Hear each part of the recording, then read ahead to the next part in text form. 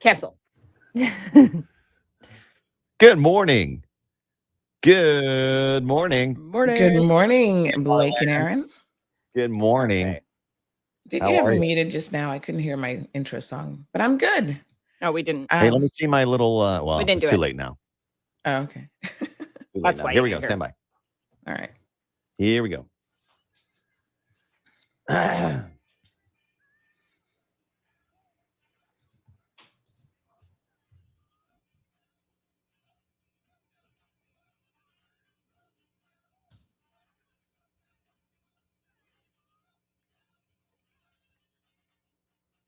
Big news. I have some important news for you. Interesting news. It's Blake and Aaron's Spilling the Tea with Sandy. Cayman's top news headlines of the day from CMR. Good morning, Sandy. Happy Tuesday. Hi. Good morning, Blake and Aaron. How are you guys doing? Happy Tuesday. Great. What are our headlines Yes. this morning? Fantabulous. Well, 2 men have been arrested for work permit violations. The WORC, aka work, has been extremely busy. Remember the picture that you sent me last week, Blake? I'm kind of adding you a little bit here of all this police action that you saw. Well, that same Oh, yeah. day, Well, we work saw was this- Over at the. We saw him at Eastern Avenue, Rubis. yes. Well, the work was out in full force, doing an island-wide sweep that day. So that was somebody working at Rubis. I don't know Oh, necessarily at that or location. that's where they found them. But I do know that that particular day they were all over the island making various pickups. Oh, wow. Violation. Yes. So people can expect for them to continue to make these sweeps. So if you're here working illegally, if you've landed without, the right papers and documentation and permission, or even if you're working outside the terms of your work permit, you need to make sure, folks, that you get yourself straightened out because those are very, very serious offenses. They are. You can actually go And- to prison for that, and somebody did in the in our time on the radio. I remember that. Yeah. And Somebody saying so, beyond their time. That's what it or was. I think. something, yeah. right. So Works has said that offenders will definitely be prosecuted to ensure that they are compliant with, all of the laws, including the Immigration Transition Act and others.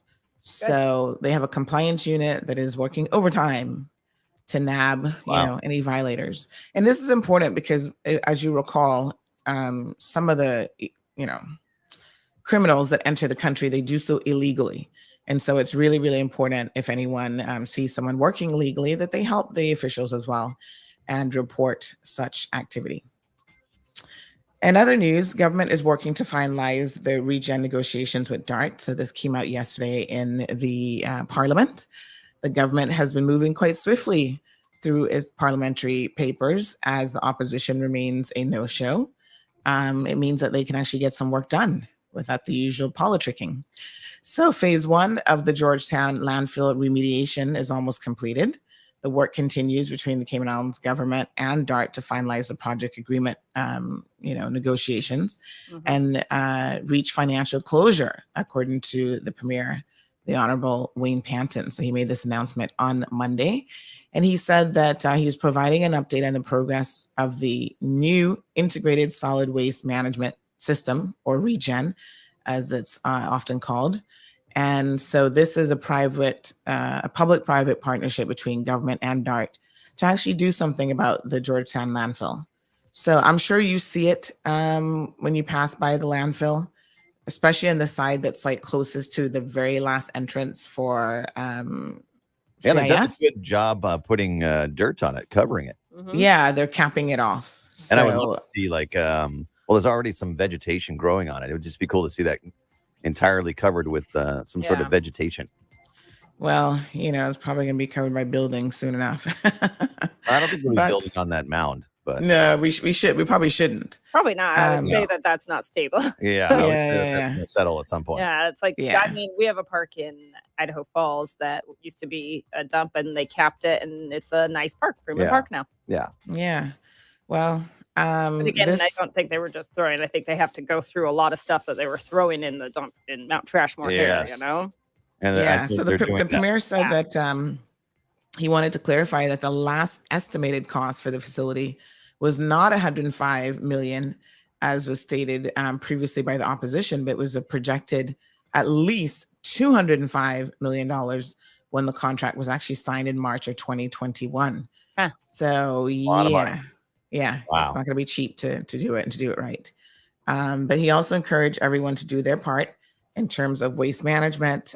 Don't overuse what you don't need, recycle, reuse, repurpose, all that wonderful stuff. Yep. A driver was rescued from a burning vehicle. Very, very fortunate this individual has been.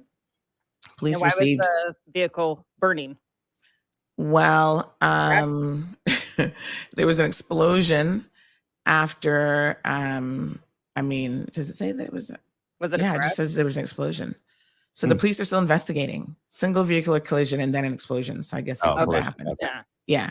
Right on Shamrock in Bodden Town in the vicinity of Brightview Drive. And apparently we understand that the father of the driver actually pulled them out of the vehicles. Aren't they fortunate? Wow. Yeah. Yeah. So the vehicle fire was eventually extinguished, but it looks like it's a total loss, obviously. Hey, do we know what happened with the house fire yesterday you were talking about? Yes. Oh my gosh. Such a weird and bizarre story. But not long after, I think I told you guys we heard that she was at the airport, right? Yeah. Right. That's what you said. So a few people have messaged me, and again, this is just no confirmation here. I don't know. The investigations, I'm sure, continue. But people are speculating that the owner of the home actually may have started the fire herself. What? Yeah.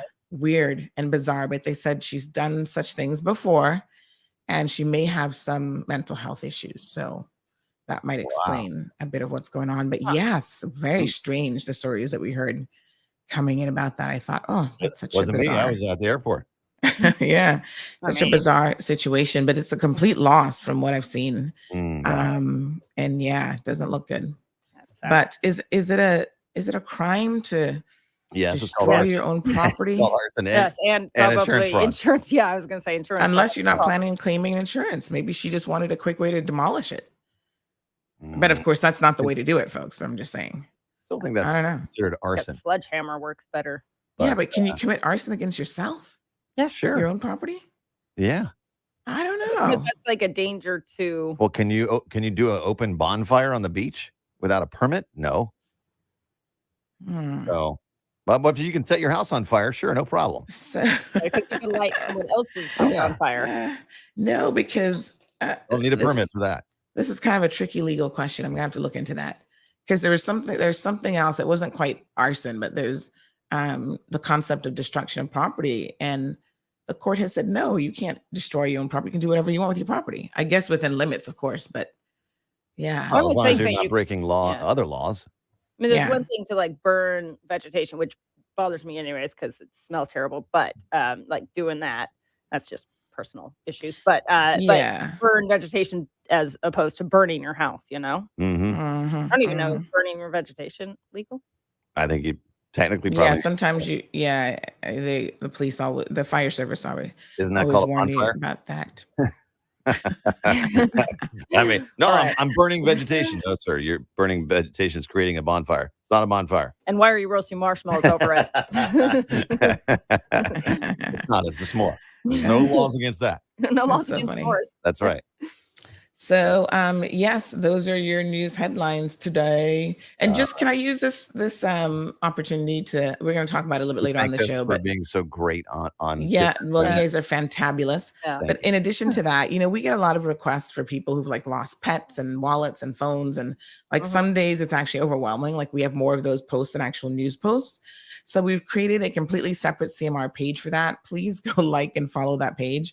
It's called cmrcayman.com on Facebook. And it's just a community page. So it's going to be all the lost and found posts, all the community notices, that sort of thing, so that we can keep the regular Facebook and Instagram pages for actual news and other Yeah, it should kind of be called news like related. a CMR community page. It is. Yeah, is. we got it. We got our I logo like done. I saw it. We got our, yeah. Cool. So just go like that page because it's amazing how quickly we can reconnect people with lost items. So we Yeah. definitely want to continue to do that. We're just moving it over to the community page. Cool. Yeah. Awesome. Sounds good. Catch Sandy's show right now on Bobo 89.1 FM. We'll see you tomorrow for the Wednesday Thanks, headline. Blake and Aaron. All right, guys, have a good one. Our segment with CMR brought. All right, folks. Good morning. Good morning. Hope you guys are doing fantastic. Let's go ahead and kick off the show with our official show intro. Good morning, everybody listening on Bobo 89.1 FM. Peppermint, sorrel, ginger, beaver grass, or English. Get it ready. Your morning tea just got hotter. Ooh, honey child. On the cold, hard truth. Bobo 89.1 and Cayman's #1 talk show are bringing you morning talk like no one else. Monday Rewind, Impact Wednesdays, Caribbean Connections, and much more. Don't miss a beat with what's happening in the local community. Just keep sipping your tea. What a mess. Here's your host, live and direct from the Cayman Islands, Sandy Hill.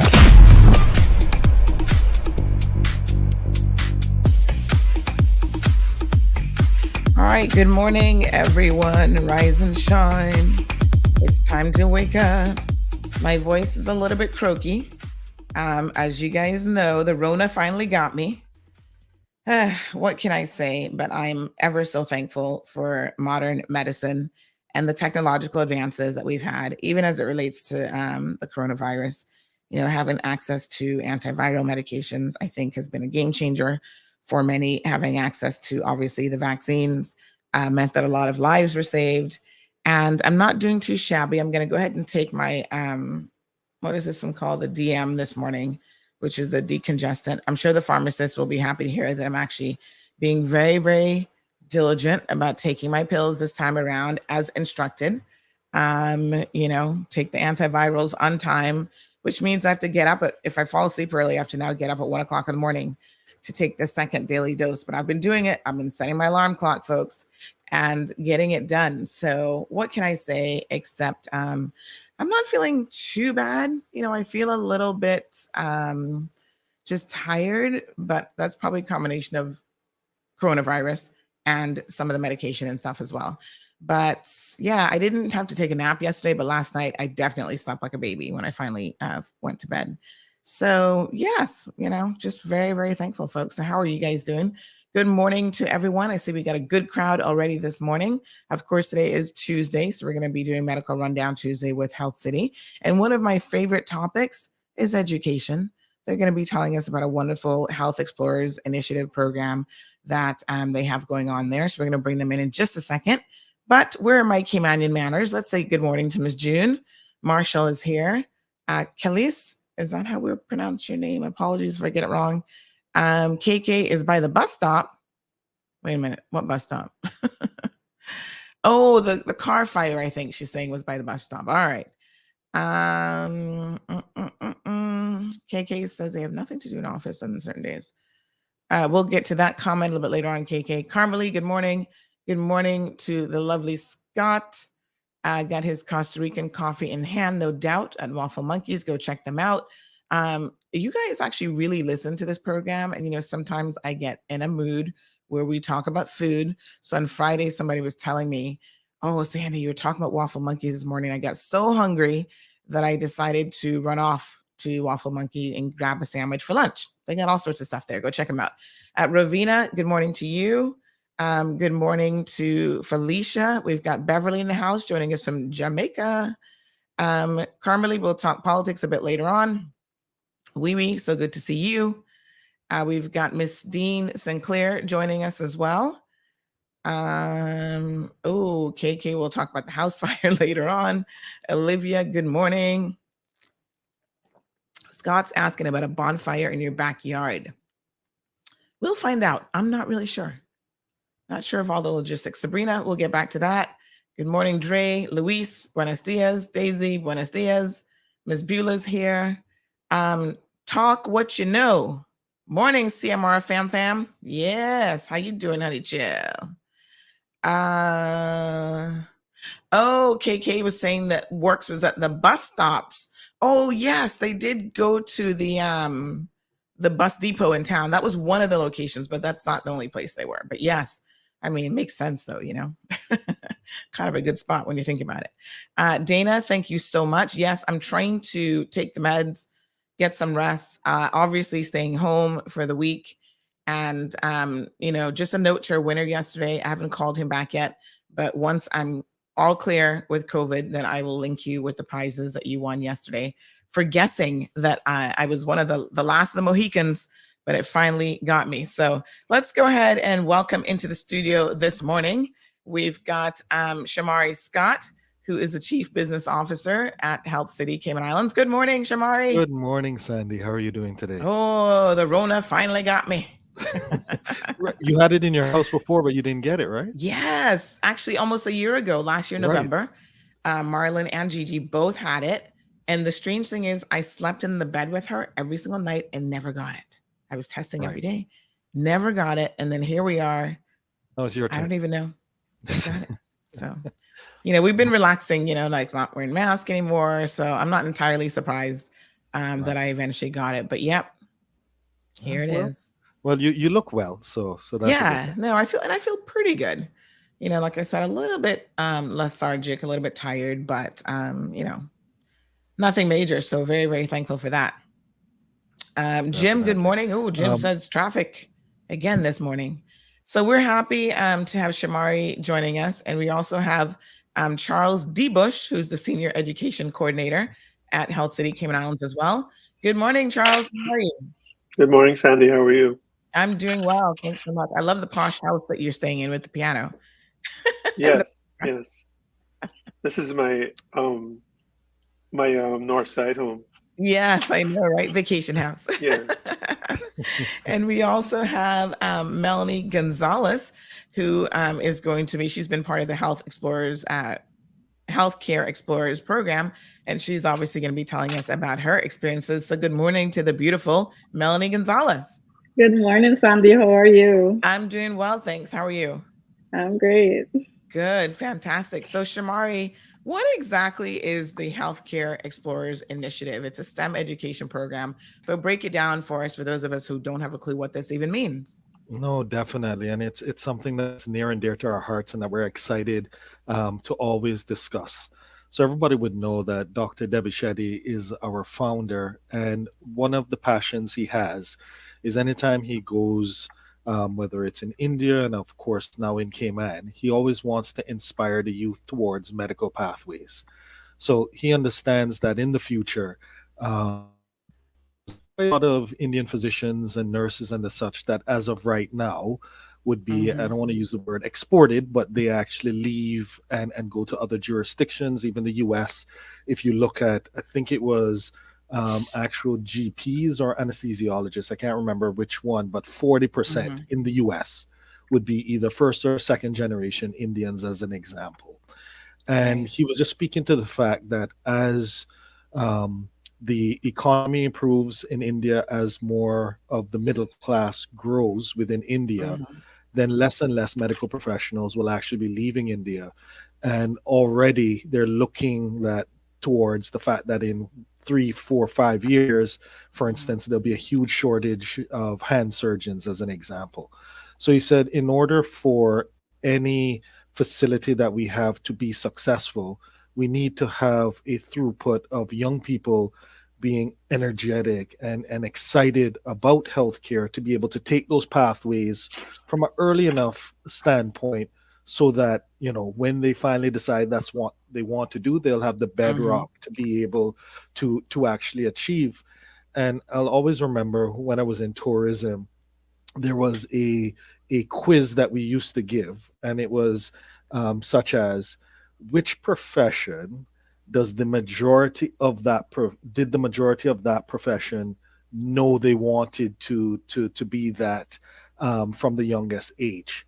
And it actually turned out to be pilots, that on average, it was something like 90 to 95% of pilots knew they wanted to be pilots from the age of 10. Right? Wow. And no, not everybody who wants to be a pilot becomes a pilot. Obviously, yeah. But of those who actually do, they knew from the age of 10. And I even think about Devin McLaughlin, that when we were back in school, he actually is a pilot now. 2 things he wanted to do was to be, 1, a wrestler, and 2, a pilot. and mhm. he actually tried the bodybuilding, and that didn't work out. So then Okay. he took the U-turn, and he actually became a pilot. And if I recall, when I last saw him, he was flying in Dubai or somewhere around there. Hmm. So it, even from personal experience, I was like, huh, that's actually true. So it was interesting when Dr. Shetty was talking about the fact that 90% of physicians knew that they wanted to be physicians before the age of 12. So we understood that from a healthcare explorer's perspective, we needed to have various products to just have our students from, age appropriate, from a young age, 7, 8, 9, 10, taste healthcare from an energetic perspective, from a visual perspective, from an in-person perspective. And then as the years go on, we can actually increase the types of STEM programs that we actually have. We have various programs from our Shadow a Doctor, where young people can come in and actually shadow a doctor and see exactly what it is to actually have a day in the life of a physician. And in cases, depending on the age, when they're ready, we'll even have them see a surgery, for instance.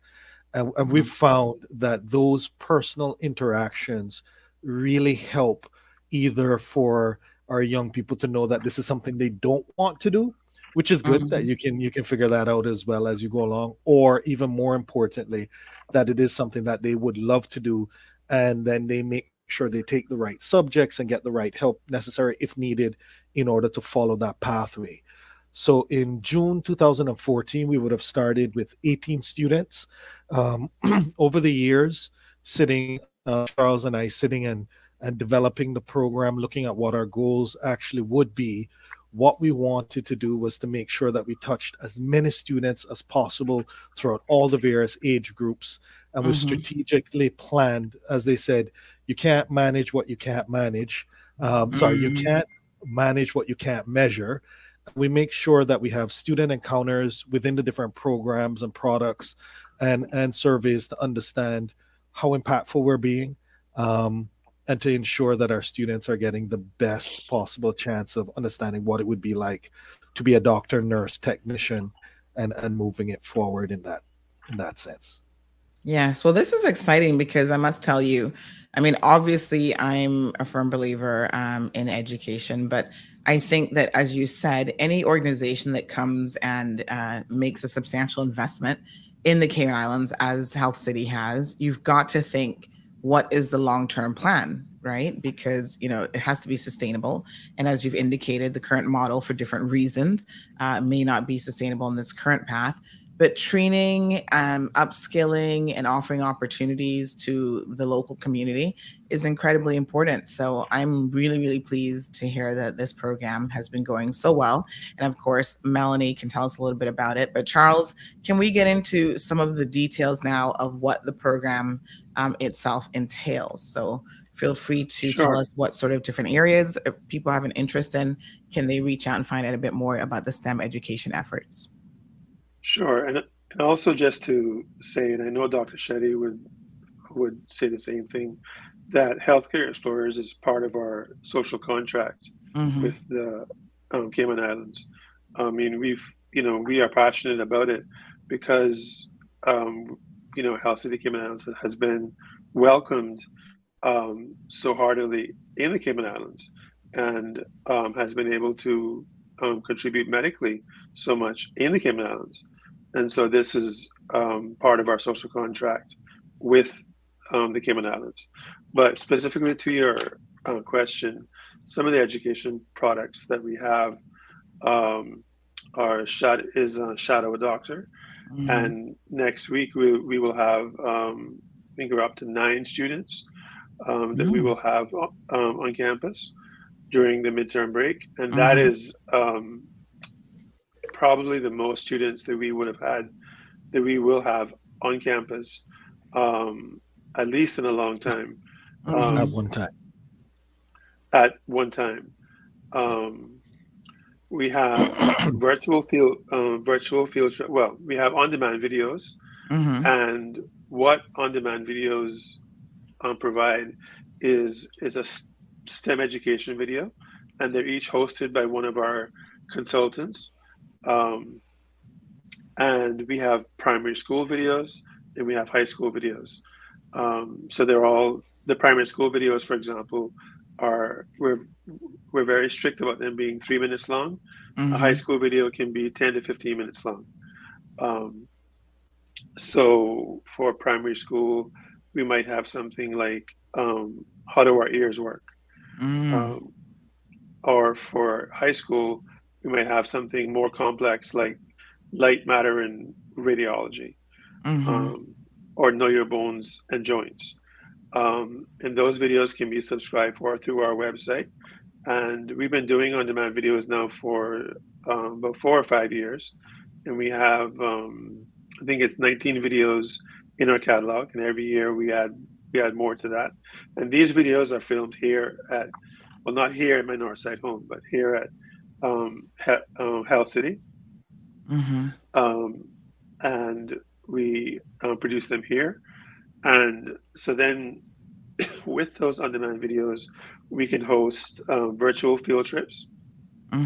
Virtual field trips were really born out of the pandemic, when obviously we couldn't have students at the hospital for an in-person field trip. So we began hosting virtual field trips, and we continue to offer that.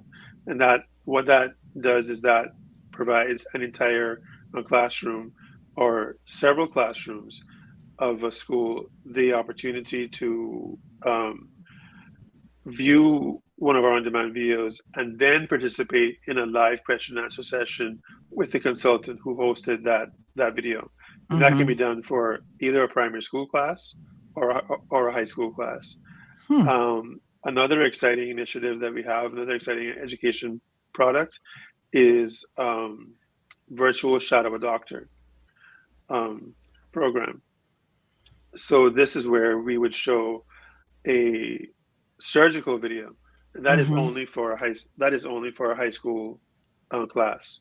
So we would show like a 30-minute surgical video, which is filmed here, and then the surgeon, the consultant, then would participate in a live question and answer session with the students.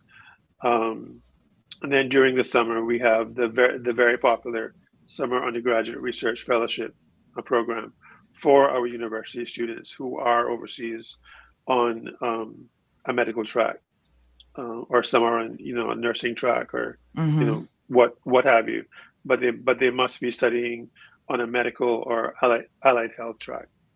So that's just a snapshot of some of our products. We do have several, and anyone who wants to know more about our education products can just head on over to healthcareexplorers.com, and you will see a list of our education products there. Wow. I mean, this is fantastic, Shamari. So congratulations.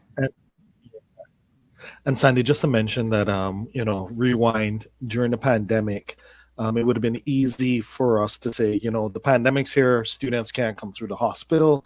So, nobody would have been upset if we were like, we can't continue this year with our education products. But we actually did the opposite. Due to the fact that we were already using technology prior to the pandemic, and we had videos that we were shooting, and we were already doing some level of virtual, we sat and planned and said, okay, can we still offer products that will be of the highest quality?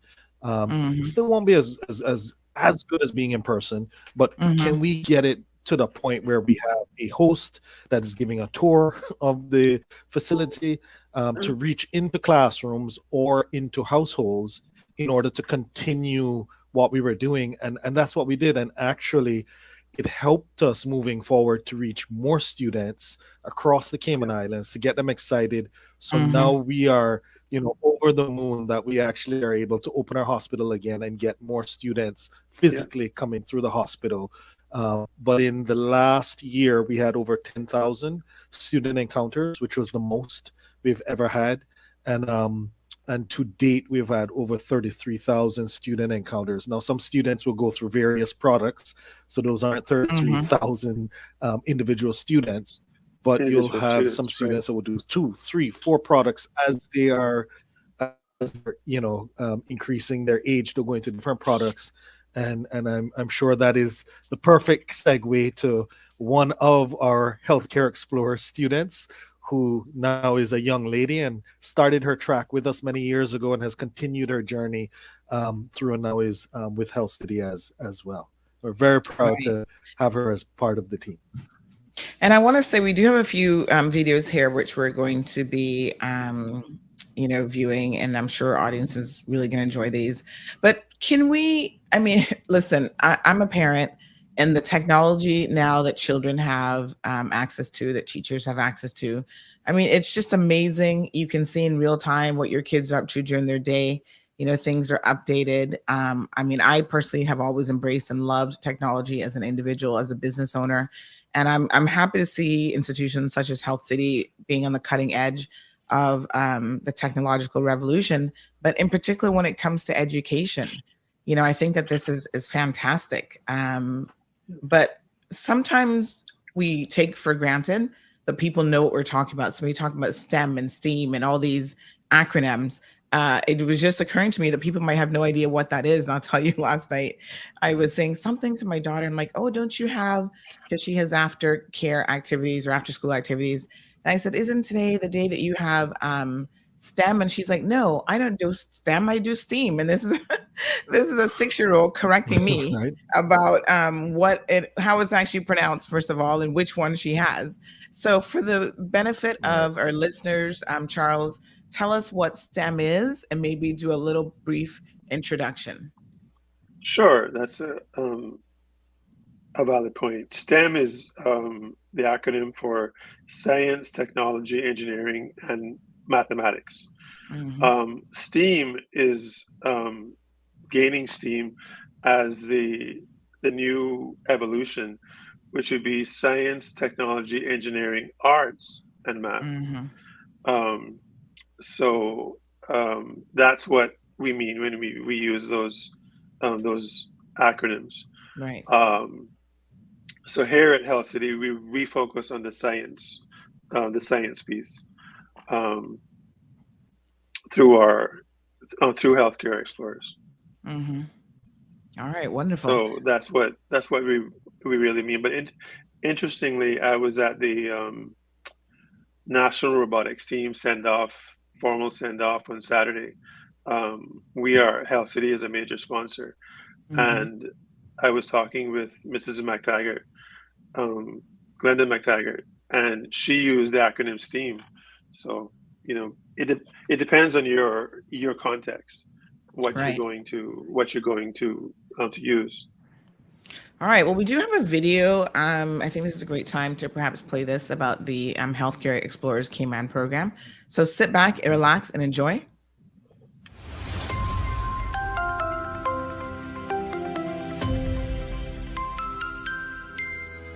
Founded in 2014 by Dr. Devi Shetty, Healthcare Explorers is the award-winning education arm of Health City Cayman Islands, which has provided education opportunities to over 6,000 students. Healthcare Explorers has been a phenomenal addition to our science program here at Sir John A. Cumber Primary School.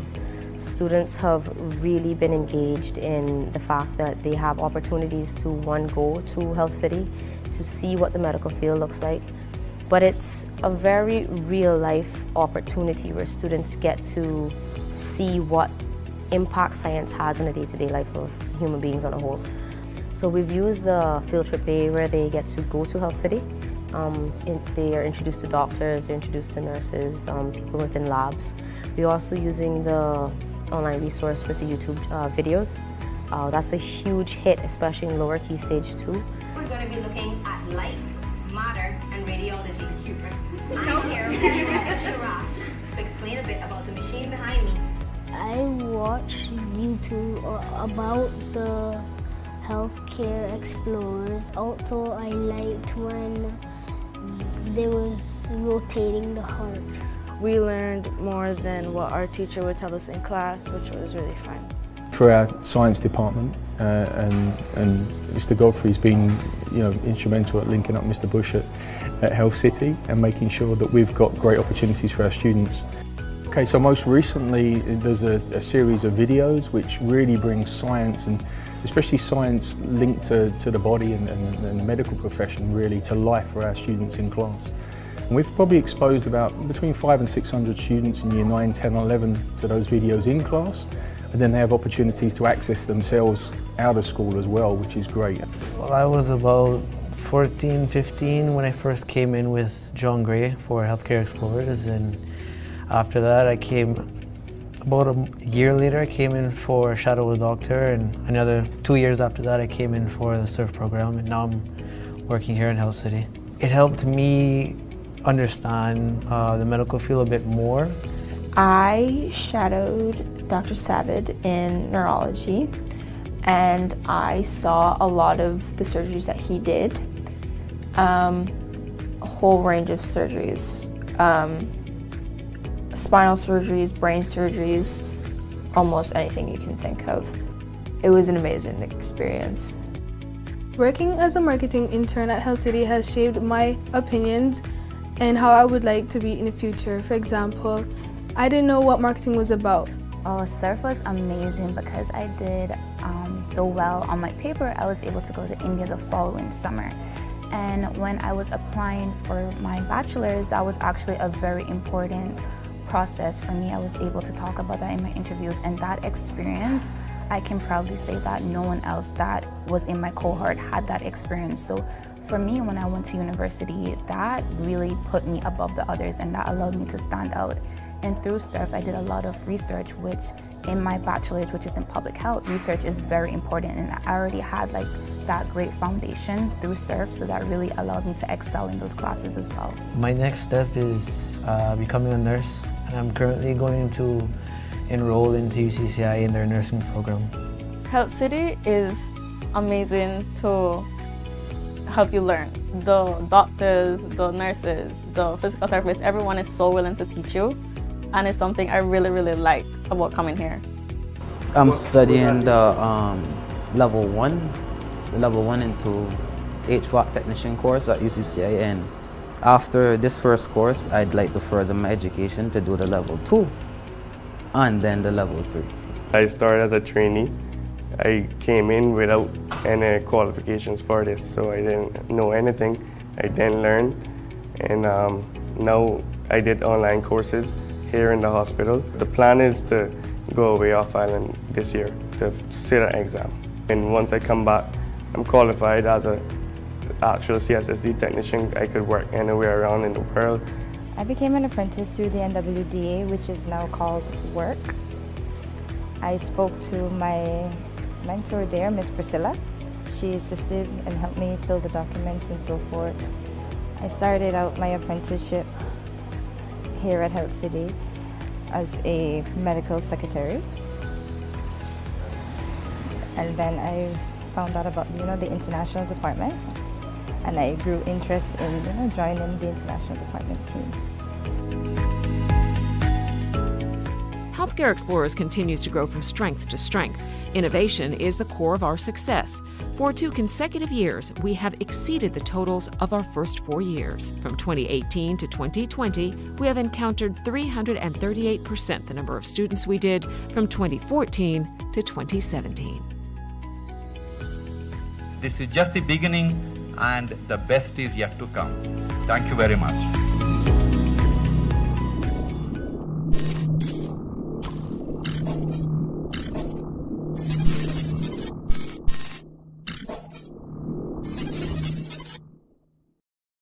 So the best is yet to come. Over 6,527 students student encounters since June of 2014 in the Healthcare Explorers program. Shamari, that's a lot. Wow. So that's actually an old That was video, then. Sandy. So that was an old video from about 2-3 years ago. So we've actually Oh my goodness. exceeded 33,000 student encounters. What? As we've innovative, as we've been able through Charles to be able to get into the schools and discuss with the science teachers, what's on the curriculum, what do you need to teach this semester, and if it's light, then we figure out, for instance, what equipment within the actual hospital uses light, Mhm. how does it use light, and we're able to actually teach scientifically how light is used within medical technology. And we have, you know, the physicians Mhm. and or the technicians speaking, and we've been able to get into all of the schools to get as many students as possible to engage with these products. So we've only see those numbers grow exponentially. And even Wow. when you look at the Office of Educational Standards reports about, you know, whether it's John Gray and their science department, luckily, Health City always gets, Healthcare Explorers always gets a shout out in regards to how our programming is actually helping to positively impact those lessons and the students as well. That's a lot of And students, Charles. Sandy, How do you manage? well, just before we go to Melanie, because I really, you know, she really has a wonderful story of Mhm. how she came up through all of the programs. Shamari was mentioning the pandemic year when, as he said, we, Yes. you know, we could have just decided that we would just take that year off. Mhm. That was actually one of our most successful years, in which we ended up exceeding the total of all of the previous years. Mm. So that was a fun outcome for us. We didn't expect that. Mhm. As for how we achieve, I mean, I have the advantage of being part of a wonderful team, Mhm. um, and it's all about the teamwork. It's not about individual egos, and it's about just knowing what our mission is and sticking to it, and knowing that we're here to serve the the children of the Cayman Islands. And for me, Mhm. it's ministry. And I never, 8 years ago when I joined Hell City, I never Mhm. would have imagined. For those of you who know me, I have a Master of Divinity and I'm a board certified chaplain.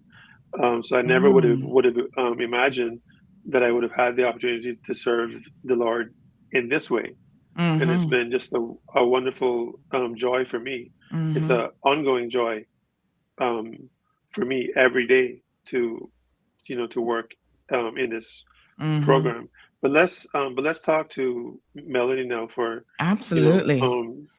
for a bit. Melanie, why don't you share a bit about how you started with us? I met you when you were in high school, um, and here you are all these years later as our first physiotherapy graduate intern. So let us Yeah. know, Well, let me do a little speak to how you. let me do a little intro Yeah. here on Melanie. She's going to be talking about her experiences, obviously, at the Health City Explorers program, but she has done Shadow a Doctor, SURF, internship alumni of Healthcare Explorers, and she now has a bachelor's in physiotherapy with honors from the University of the West Indies, graduated in 2021. Congratulations, Melanie. And she's Thank you. currently undertaking a 1-year physiotherapy internship at Health City Cayman Islands. So the first, congratulations, Mel, so that she can become board certified. This is fantastic. Thank you. About your Well, journey. I started in 2014, so that was actually my year 12 year. I was doing the dual enrollment program at UCCI. At the Mhm. time, Health City came to do the careers fair, so that's how I became aware of their whole program. Okay. Um, through Mr. Richard Parchman, if I'm not mistaken, he introduced me Mhm. to Mr. Charles. He knew I wanted to do medicine. I was interested in physical therapy. He said, "Look, this is a new program we have coming. Would you want Mhm. to take part?" I was all for it because at the time there was literally no exposure to medicine or physio for me in the island at all. So I Mhm. took the opportunity and I ran with it. Became acquainted with Mr. Charles. Did the shadow doctor, if I'm not mistaken, first. Mhm. I loved it. I became really, really close with the physio department, and I asked him, "Can I come back?" I came back the next year. Mhm. I think at that time it changed to surf, and I did the surf program then. So it was like Mhm. a month long, intense with different presentations by different departments and seeing how the whole medical field runs. So from you're being processed when you're entering to the point where you're discharged. It was really, really nice because I got to do like the research part of it. And at that point, I was getting ready to head to school. So I knew I wanted to do physio without a question at that point. And I reached out to Mr. Charles. I told him, listen, I'm applying to the University of the West Indies, but I'm required to have a recommendation letter from a healthcare facility. And lucky for me, I also needed 60 hours in a healthcare facility to be able to enter my program, which I came in handy because I did the Healthcare Explorers program. So all those credit hours added up for me to be able to enter into my physical therapy program at the University of the West Indies. I did get accepted, and I finished last year in 2021 with my bachelor's in physical therapy. But while I was still at school, I was coming back to Health City every single year. Part of the requirements for my degree is to do clinical rotations every summer. So there are 6 to 8 weeks, and I wanted to do mine back home. So I could have stayed in Jamaica and did my rotations, but it's always easier to come home. And I miss my family, so it was always easier to come home. So my school didn't have a direct link to a hospital here. I was the first ever student from the Cayman Islands to enter my physical therapy program at UA in Jamaica.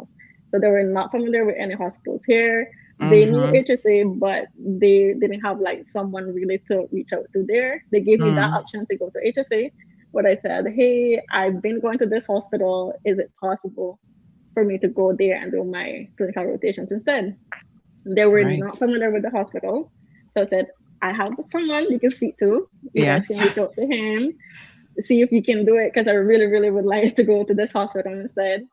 And the link was created. So now Health City is actually recognized by the University of the West Indies. Wow. Congratulations. As a facility that's to a do big clinical deal. rotations. Yes. So Very any well. student from the Cayman Islands, if they go to UE and they want to come back home to do the clinical rotations, Health City is certified to do that. Wow. Let me give you all a virtual applause. No,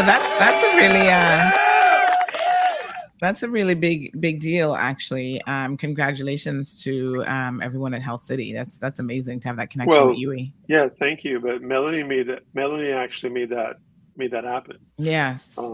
All I did was just receive the paperwork and got it signed, or well, whatever, signed, or whatever we had to do. But she did the legwork in the background, and was the force behind making that happen, because she was very clear, very insistent that it was here or nothing. So she made that happen. So thank you, Melanie, for making that happen. Yes. And of course, we've got Amori who's saying congrats to Melanie. Donna is here saying congrats, Melly. Love you, girl. Thank you, Donna. She says, very smart and intelligent young lady. You're so confident and driven, and you know where you want to go. Grishelle also says, proud of you, sister. Ms. Dean giving you virtual applause. And Donna says she's going to continue to keep her eyes on you because you're definitely destined for greatness and forever her friend. That's so beautiful. Thank you, Donna, for that. So lots of positive and encouraging words, Melanie. So you've now completed the BS in physical therapy and physiotherapy. Yes. Right. And so now you're going to do your 1-year internship at Health City. You began that already. Yes, I'm 6 months in, actually. I'm halfway through. Oh, wow. Wow. Fantastic. And how has it been going so far? Well, let me tell you, it's completely different from the shadow doctor, from the surf programs. Now the training wheels are off. Yes. I'm not expected to be a student anymore. And that's okay with me because I am learning a lot from the department as well. They actually treat me as an equal. I'm not, they're, coming up fresh out of college, you always think that you're going to be less than those around you. They've been in the field, they've been experienced more than you. That's not the case at all with my peers, my coworkers. They see me just as an equal. They allow me to have input in treatment programs and stuff like that. Mhm. Still under supervision, of course, but I am more involved than I was as a student. And I must tell you, a lot of people don't appreciate physiotherapists until they need one. And, you know, I have had to use a physiotherapist over the years, and you guys are amazing.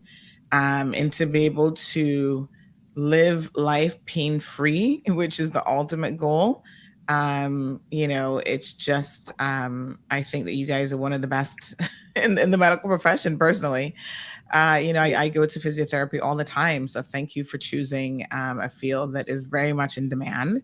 And it's not just athletes and, you know, those type of people who need therapy. It's all sorts of people who, you know, might have different injuries throughout life. And sometimes it's just about trying to strengthen different aspects of your body and learning how through, you know, exercise and stretches and, you know, other sort of support elements, you can, you know, help your body to be as optimal as possible. So this is absolutely fantastic. We've got Miss Faith in the house, Miss Faith Geely. She says, congratulations to the young lady. However, for clarification, HSA has hosted students from UE for their clinical rotations, including physiotherapy, for many years as well. And we have previous UE lectures from the physio program. Wishing this young lady all the best in her endeavors. Always thrilled to see young Caymanians thrive in allied health careers. But there wasn't. I don't think we were saying that this is the only site in the Cayman Islands that hosts UE physiotherapy interns. What I was saying was that Melanie was instrumental in getting this hospital recognized as a site for UE physiotherapy interns. Thanks, Faith, for bringing that up. We did not mean to say if that's what it sounded like. We did not mean to say that we were the only site. That because Melanie did say that she had the option of going to HSA, but she did not want to. She wanted to come here, so she was instrumental in getting us recognized as a physiotherapy site. So I hope that you know, just clarifies that. Yeah. We weren't saying that at all. But thank you, Faith. Yes, and good morning to Charlene. She says, our lovely host Sandra and all the panelists. Good morning, Miss Dean. Miss Morna, good morning to you as well. She says, congrats, Melly. And Debbie is also here enjoying the program as always. So we do have a few other videos as well. Can we go ahead and pull one of those up? So we have other students who have had, you know, some sort of educational career pathways at Health City. So let's have a look at Zoe Connolly Basteo.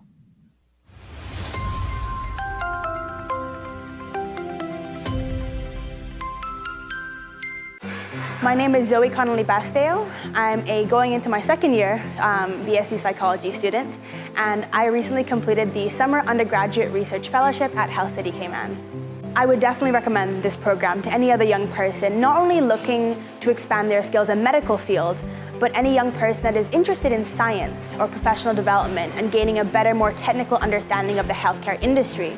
It offers so many practical skills, the opportunity to talk to such learned and professional doctors. I cannot understate the importance of providing such opportunities to young Caymanians. At first, it was definitely very different for me. I've never participated in a virtual program before, but I felt that Health City did a fantastic job in providing us with videos and interactive tours of the facility to help us get a feel of what it looked like, as well as all the Zoom sessions were very professionally conducted and organized. And overall, I felt that it went fantastically. So I didn't feel like it impaired my experience at all with the program. This opportunity was very unique to anything I've ever experienced before. And I'm studying in London right now, so it's a bit harder to find opportunities such as these. But in Cayman, we have the chance to work with leading doctors at a world-class hospital and be interactively pursuing and writing up a case report for a real-life patient. So that was really exciting for me to learn these practical skills, and especially how not just the medical part of the skills and the program, but the supply chain and the finance and billing and all the other components that make the healthcare system work. We got to learn all about that as well. So that particularly really drew my interest. I think the most interesting and valuable experience for me is that I got assigned a mentor, the consultant psychiatrist here at Health City. And since I'm studying psychology and my interests are in mental health, I was really grateful to have the opportunity to add the mental health aspect to my report, especially as it was a polytraumatic patient. So mental health cannot be ignored in situations such as those. You have to take it as well as physical health. So being able to understand the referral process and what the consultant psychiatrist would do in that situation was very helpful for me as a student and as a young professional. So my program overseas is very focused on research and the theory. So in order to gain that practical experience, I would have had to look elsewhere, outside of my course, outside of what I was offered at university, because as a first-year student, there are not too many opportunities. So I would have probably looked to the HSA or other hospitals on island, but the unique perspective that SURF gave me in terms of not just the medical theoretical aspect, but the industrial perspective, that really differentiated it from any other experience I would have looked to otherwise in Cayman. So congratulations to Zoe. Wonderful young lady there talking about what her experiences have been.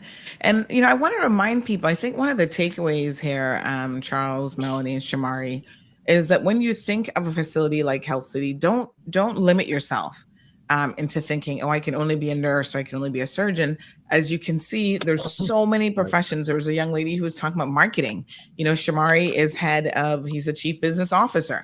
You know, so people who have a marketing background have lots of scope and opportunity to be working at a facility like Health City. I mean, they've got all different aspects to their facility. So by all means, you know, do not limit yourself to what is possible. I think that especially for young people, when they get into institutions the size of Health City, they will get a refresher or maybe even be introduced for the very first time as to some of the positions and opportunities that are actually made available to them. So can we talk a little bit more, Charles, about what some of those opportunities are within the actual Health Care Explorers program? Sure. Well, you know, our real focus is on medical careers or allied health. So within allied health, I mean, you would have what might be thought of as TVET options, technical and vocational options. So you might have a phlebotomist, you may have an EKG technician. Shamari, help me out. What else might you have? You might have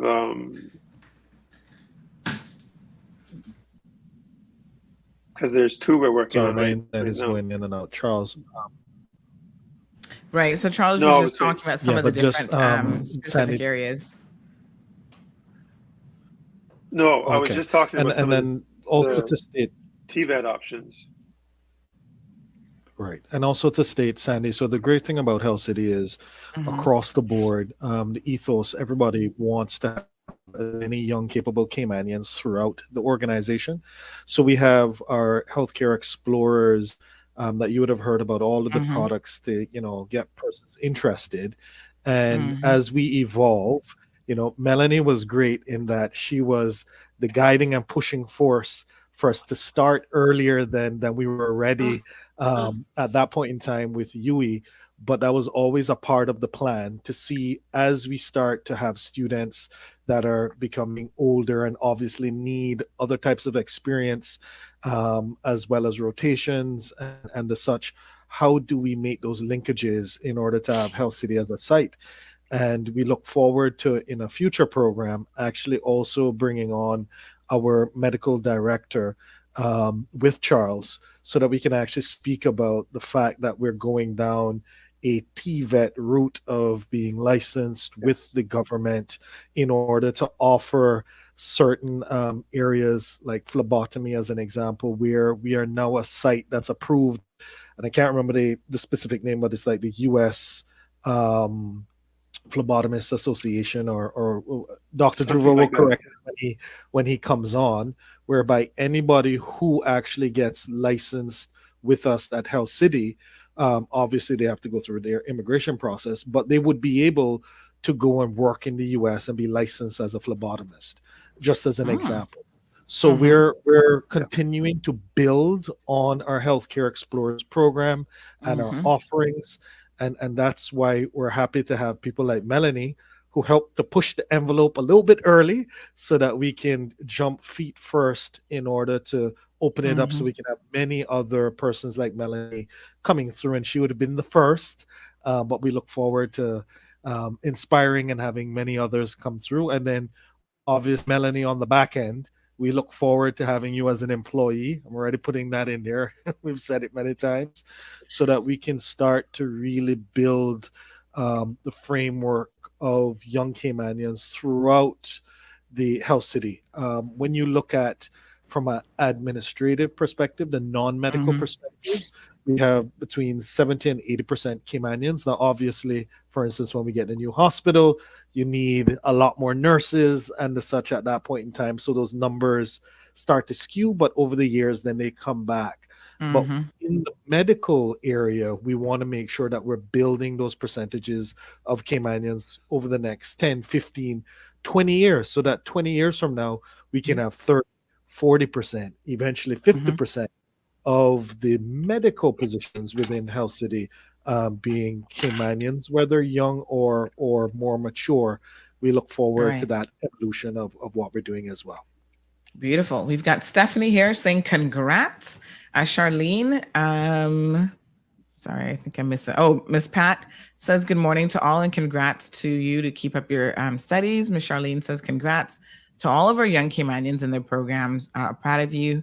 Debbie says congrats to Health City Cayman Islands for paying it forward to our young Caymanian youth. And we do have some WhatsApp messages coming in as well. This person says it's extremely great to see these young Caymanians succeeding in other areas other than law, accounting, or finance. Very proud.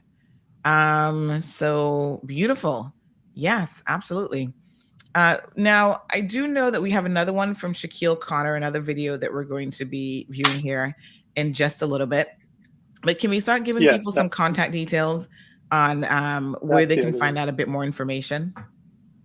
Sure. So anyone who would like more information about our programs can contact our office, the Healthcare Explorers office at 640-4195, or email healthcare.explorers@healthcity.ky. So and they can also go to the website.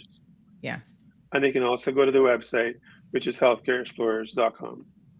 Okay, beautiful. So, and Sandy, just to mention, based on what Charles was saying before, I was getting a message, so I was a little bit distracted. The Health Services Authority has always done a great job working with UE and other organizations in offering rotations and having those partnerships. And we also look forward. We've had meetings over the years, but a very good meeting recently with HSA, and they're actually giving us the pathways to be able to actually become a teaching hospital as well, just as they are, and even having partnerships moving forward for Caymanian students that are or persons that needs certain rotations, that we can have a partnership moving forward to, once again, the ethos is the same, right? Giving opportunities for young Caymanians so that they can become successful in the medical pathways. And HSA has been doing a great job over many, many years, and we look forward to their guidance as well, and working together in order to help having the perfect ecosystem across the board for Caymanians within healthcare in the most positive light. Of course. And you guys are also working with UCCI and their nursing program. That's correct. So there are years that UCCI's nursing program also come for rotations within Health City as well. So across the board, we're just always looking. They're here now. They're here now. The fourth years are at Health City now. Okay. So wonderful. They've begun their rotations, and then in March or so, the third years and the second years then will come for their rotations. All right, well, let's hear from Shaquille Connor and what he's been up to. Health City contributed to my professional growth in so many ways. I came here 2014, and I started out in a housekeeping position. So, I climbed from there to doing ward assistant. My manager, Miss Neelam, took me over and she believed in me. So from there, I climbed up into CSSD technician. When I came here, I had no experience with the work field or anything like that, but now I know all about the instruments and how the instruments work, what are they used for, and how to assemble the sets, how to sterilize the sets to make sure that they're ready for patient use again. What brings me adrenaline rush is when I'm here at Health City working after hours because of a patient is in OT, maybe came in as an emergency from a car accident or something, and then I am contributing to helping the doctors be able to do their surgeries by getting the instruments ready. My advice for young Caymanians or anyone that just leaving school would be, if you feel like going on to college isn't it, that's fine, because I felt that way. But if you feel that way, don't feel like it's because you are not smart enough. Sometimes people like us, we just need a little more push. And if it wasn't for Health City, I wouldn't have that push. Well, I would like to say to Ms. Neelam, thank you. I appreciate every single thing she done for me and for believing in me. And straight on to Dr. Benoit, Dr. Juba, Mr. Shamari, Mr. Charles, even Miss Judy. They all believed in me from 2014 to now. They all watched me grow from a young guy to, a young adult, from a teenager to a young adult. So they all believed in me. And if it wasn't for the people here at Health City today, then I would not be able to move on and, spread my wings and learn more and go with confidence. A part of me is going to forever be with Health City, and I would always like to see Health City succeed as a hospital, the staff succeed as a group and whatnot. But otherwise, Health City is just going to forever be in my heart.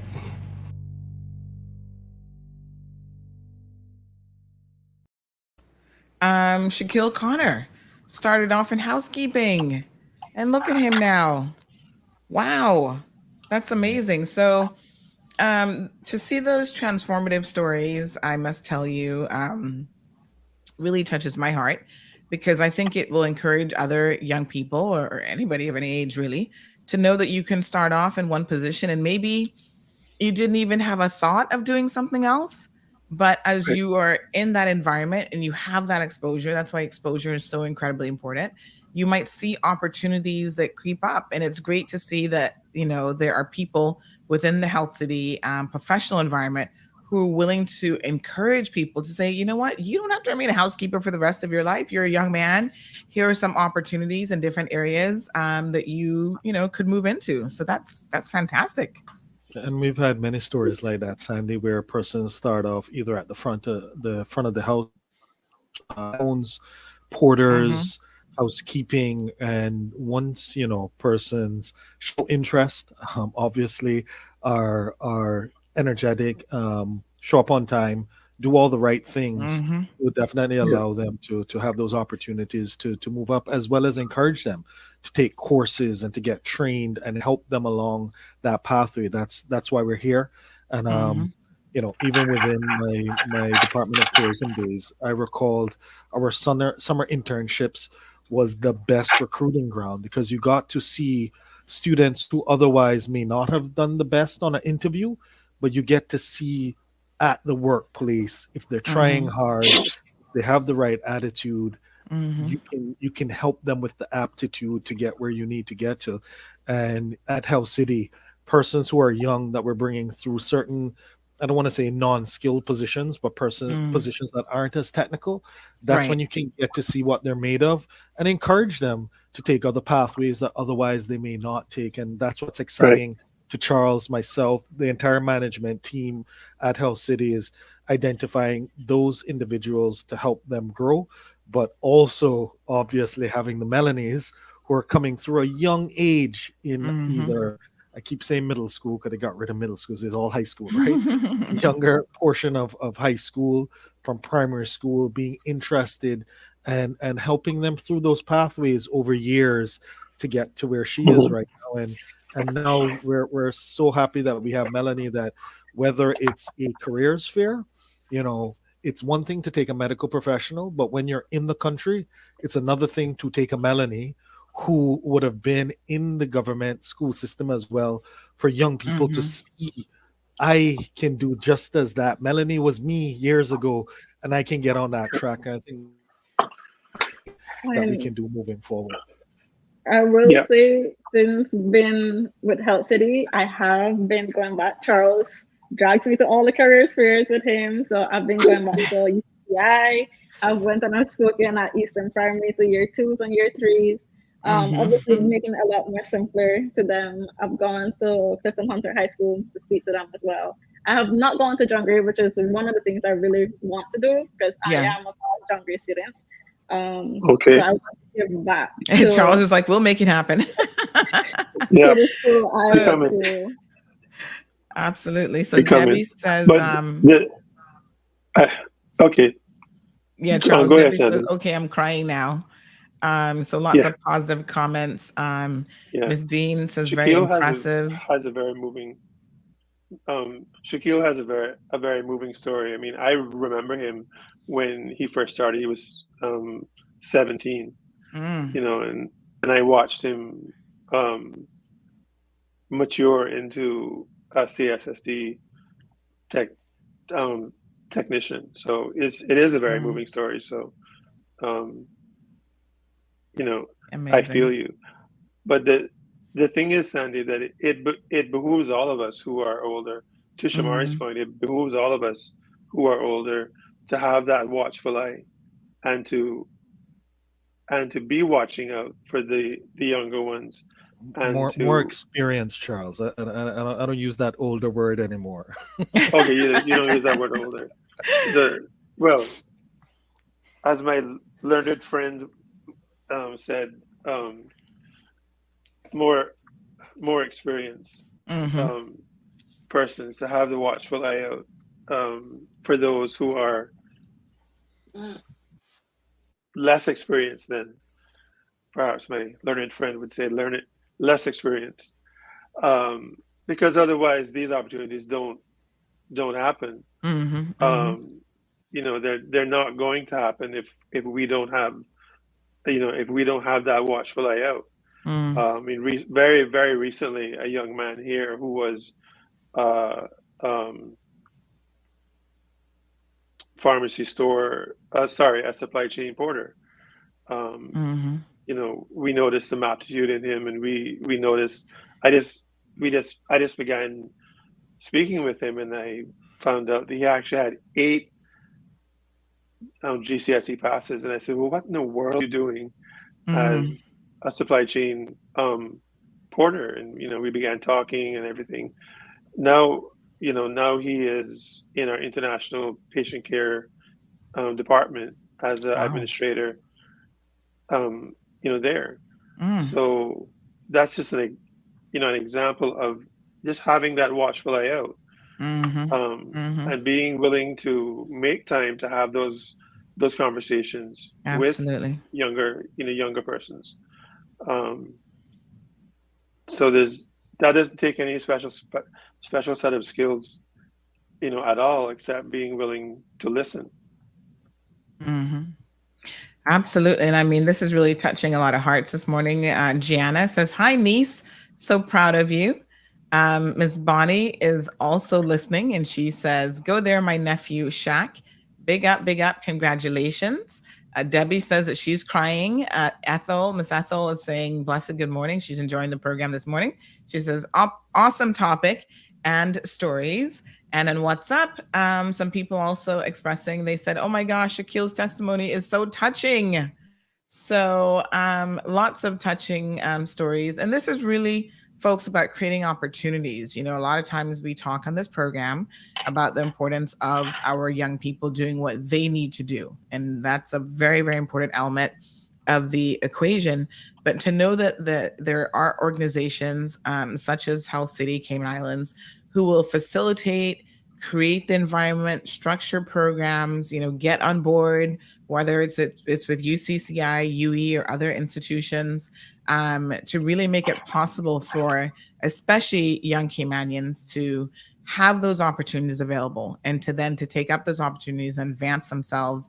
And that helps the entire community, folks. This is not about trickling down. This is about pulling people up, and you have this impact on people in such a positive way to let them know that they're not going to be limited in life by any sort of like previous circumstances. They can really dream, and they can dream big, and they can have opportunities through the STEM education programs, through Health Care Explorers program here at Health City Cayman Islands. So this is really fantastic. Thank you guys so much for sharing this as part of the Medical Rundown Tuesdays with us today. I must say that it was really, really enjoyable learning a lot about these career opportunities. And I'm sure there could be some young people who are listening this morning who thought, I don't know anything about this program.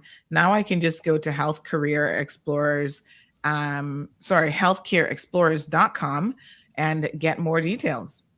Definitely. And Sandy, just to mention that obviously myself and Charles are both non-medical. So as much as we can design programs, it's only going to succeed as much as the medical professionals that are within Health City are willing to give of their time, which they freely give of their time. And obviously these programs take a lot of time. So you're pulling them away from active work, right? To be able to schedule it in. But from the head, Dr. Benoit, to the medical director, Dr. Druva, to every one of the physicians and nurses and the such, and technicians and physiotherapists, they all give up their time to make sure that our young people can get the best opportunities and the best experience possible within this field. And you would see Shaquille speaking about so many different people that he wanted to thank. And it takes the whole ecosystem to make it work. And from the head down, Dr. Shetty and his vision and what he wants for Health City and the Cayman Islands, straight down to everybody. We don't do it because it's our job. We do it because we all align with the ethos of wanting to see young Caymanians succeed. And that's what helps Health City as an entity to be successful, but even more so to get young people through to help them to be successful. Yes. And I loved what Charles said earlier about, his theology background and this being a passion and a passionate way in which he can still help, young people and to help them achieve, their greatest potential, really. So thank you guys so much. Definitely. Yeah. Awesome. And all right, folks. Yes, sir. And just before we leave, I just want to give a well-deserved shout out to the newest addition to our team, Mrs. Christine Campbell. She joined us in July and has been doing a wonderful job. So I just want to give a wonderful shout out to her. Christine, thank you for everything that you're doing to add quality to our team. So 2 thumbs up. And can she get some virtual yes, applause? Virtual applause. Absolutely. All about the positivity here, folks. So again, yes, Shamari. Sorry, my little bit of delay. As Health City continues, you can see that we're doubling down on our commitment, where we're hiring additional staff that they're purely dedicated to this area of reaching out to students, creating products, and ensuring that Healthcare Explorers continues to grow exponentially. And we look forward to the day when we can, when you're here 10, 15 years from now with CMR, Sandy, we can come back and have a cadre of physicians and nurses that are Caymanians at Health City.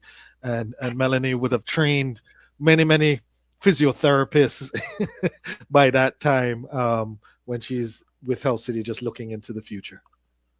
Wonderful. Absolutely. So Melanie, congratulations again to you. We look forward to hearing more as you progress, and good good luck with the rest of your internship. You said you were already halfway through it. So I might have to come in and check out your skills once you're once you're ready, get some physio from you. But congratulations to the entire team at Health City. Again, we were joined today by Shamari Scott, who's the Chief Business Officer, Mr. Charles D. Bush, who's a Senior Education Coordinator, Melanie Gonzalez, who again has completed her degree in physiotherapy with honors from the University of the West Indies and is halfway through her 1-year physiotherapy internship at Health City, Cayman Islands, which is the first there at Health City. So congratulations to all involved. Thank you guys so much. Thank you. All righty. You're very welcome. Have a great day.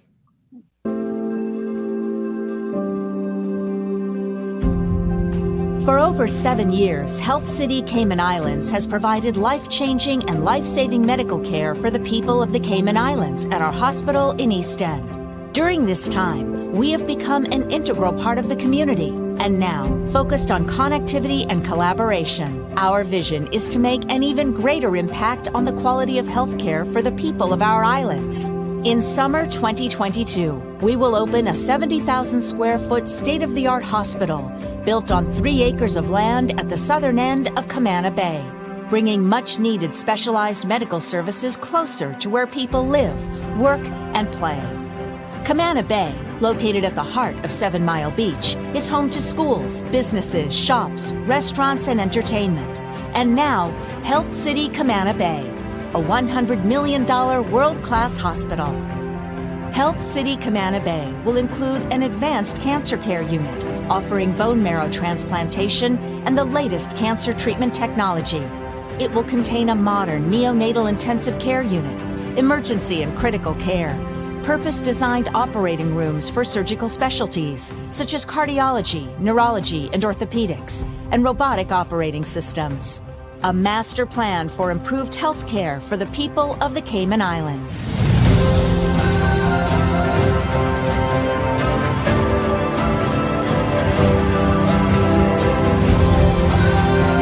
Ready to meet the needs of our patients here and now, we have already established a footprint in Camana Bay with the opening of our clinic. Offering short wait times, extended opening hours, including evenings and weekends, and the ability to see our world-class doctors closer to where our patients live and work. The clinic has bright, comfortable waiting areas and treatment rooms, friendly staff, expert care, lab services, and diagnostics. Reflecting our operating philosophy of patient-centered care, convenient access to our specialist doctors allows our patients to focus on getting better rather than getting to appointments. With our unwavering commitment to our community and the thousands of patients who trust us to care for them, we look forward to building healthier communities in a place where life unfolds, blossoms, and thrives. Welcome to Health City, Camana Bay.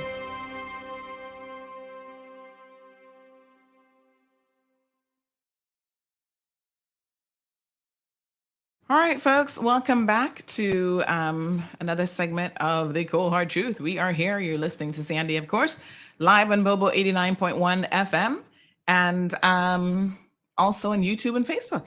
So I want to do a big shout out. We've got our Cayman connections, Caymanians in Florida.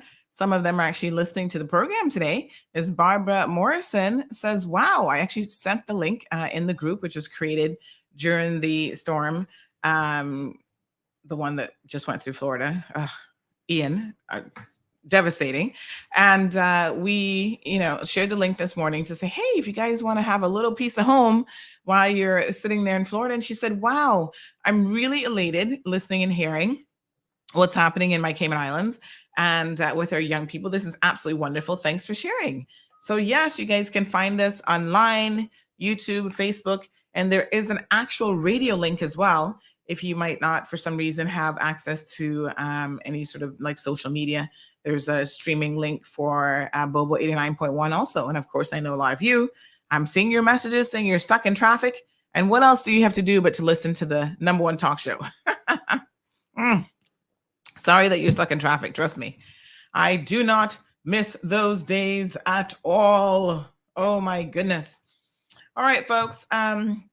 So we got quite a bit to talk about today. I know Kevin is back. I don't know if you guys saw this or not, but congratulations, Kevin I think has completed his volunteer sort of rotation with the Fort Myers area where he was deployed to help out post Ian.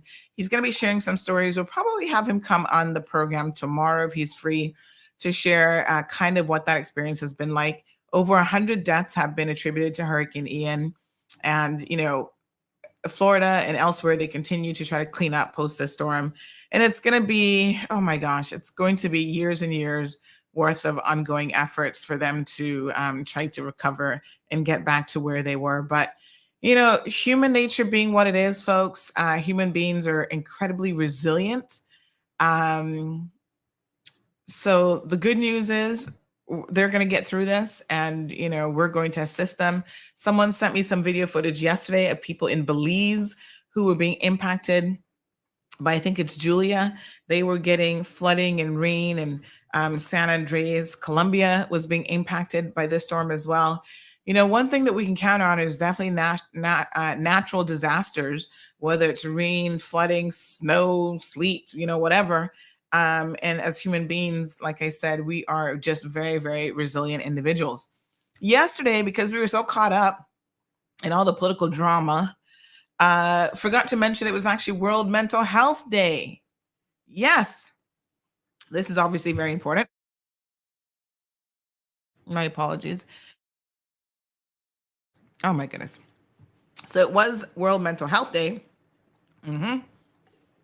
So this is really all about taking some time to acknowledge the fact that we all have to take care of our mental health.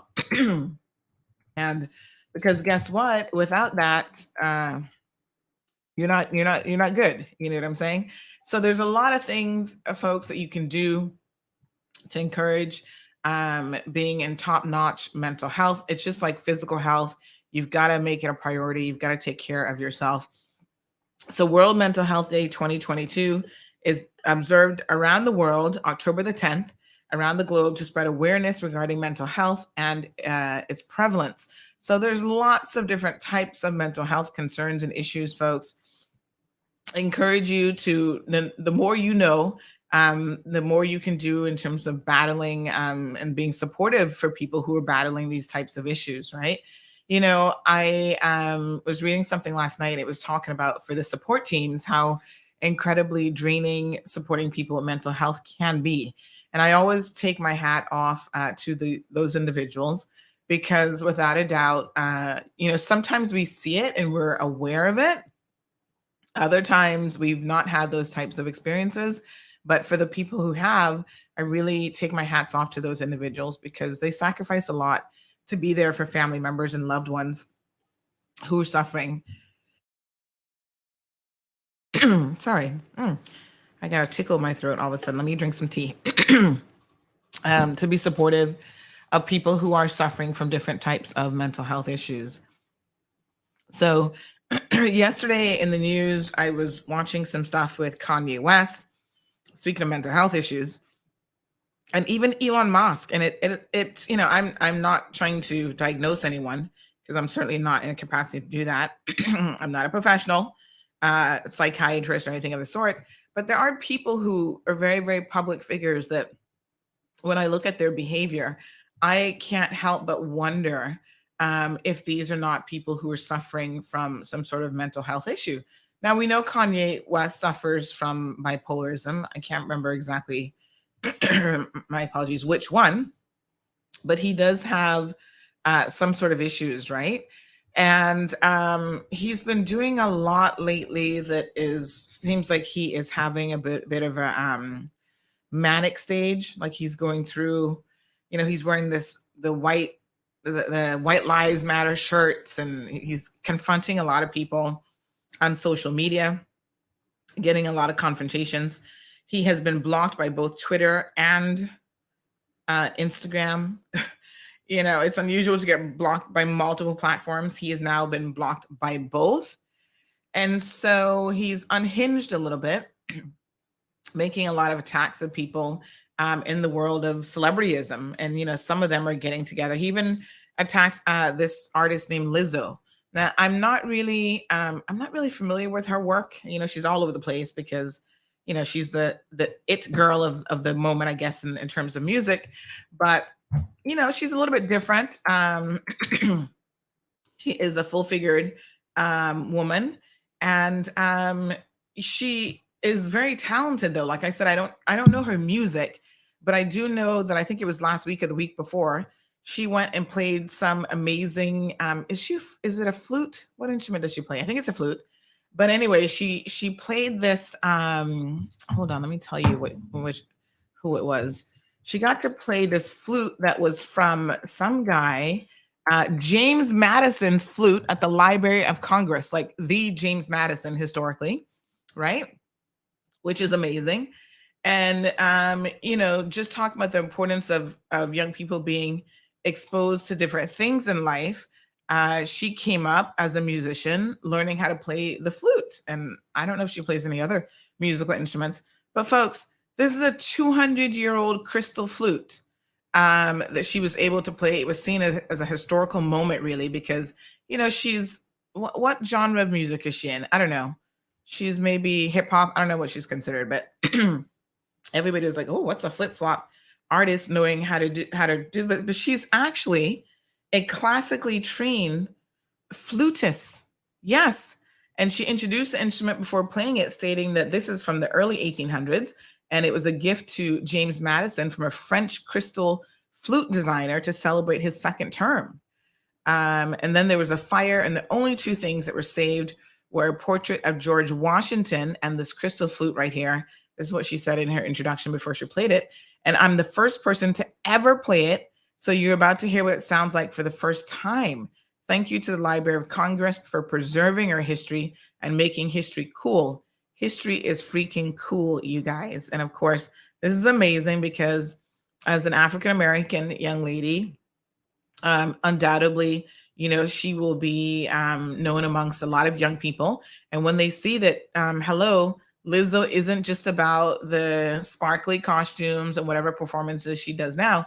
She is a classically trained flutist. Like, she took the time to have that skill set.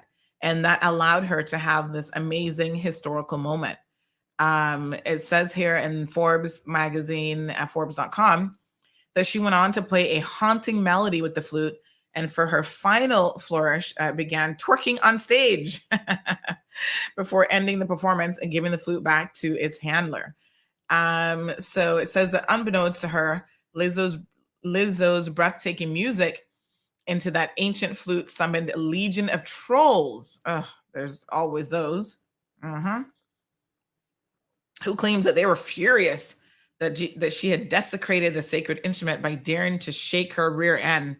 Oh, honey child, some of y'all need to shake your rear end a little bit more often. Let me tell you, shake it. Shake your booty. So yeah, and these are people who, for the record, most of them can't play a flute to save their lives. You know, they don't know anything about that, but yet they want to be the official authority on everything, right? So apparently this is what it said. For some reason, the simple act of twerking is a move guaranteed to boil the blood of right-wing culture warriors. It's their kryptonite. A dance move which practically requires a trigger warning in advance, lest they burst a blood vessel in blinding rage. This is what Forbes wrote. This is so funny.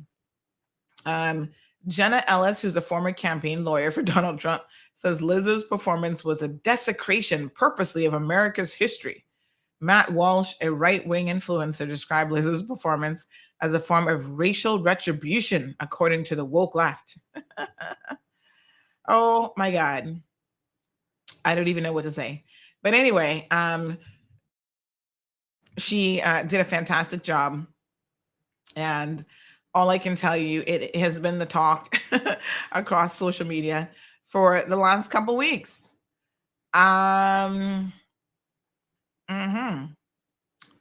So yeah, you know, they'll be all right. They'll survive.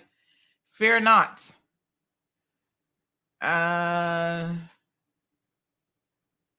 So this is what one person said. Lizzo is such an interesting person for right-wing content creators to moralize about because she's squeaky clean, because she's so squeaky clean. She makes catchy songs about positivity and plays the flute. There's no plausible deniability that they hate her for any other reason other than she's black and fat. This other person, Ricky, said, fabulous superstar singer Lizzo is living rent-free in the empty minds of racists today. From masterfully playing a 200-year-old crystal flute, they never even knew it existed until she played it. Must be exhausting to live in such hate day in and day out. These are some of the comments. Another person said, the founding fathers would be rolling over if they knew what Lizzo did with that old flute. Imagine telling Ben Franklin what twerking is. He'd be like, I'm down for that, freak-ish. Yes. This other person, Steve, said the right-wing freak out about Lizzo playing Madison's flute is particularly instructive if you consider that they would also be freaked out had she instead, number one, refused to play it, or number two, smashed it. The lesson is she's not allowed to have a relationship to that flute.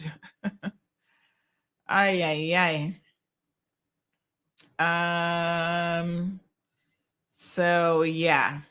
But I was thinking of Lizzo because Kanye West has also been attacking her, talking about, people are, giving her a pass, although she's obese and needs to lose weight. And Kanye has just been going after everybody, child.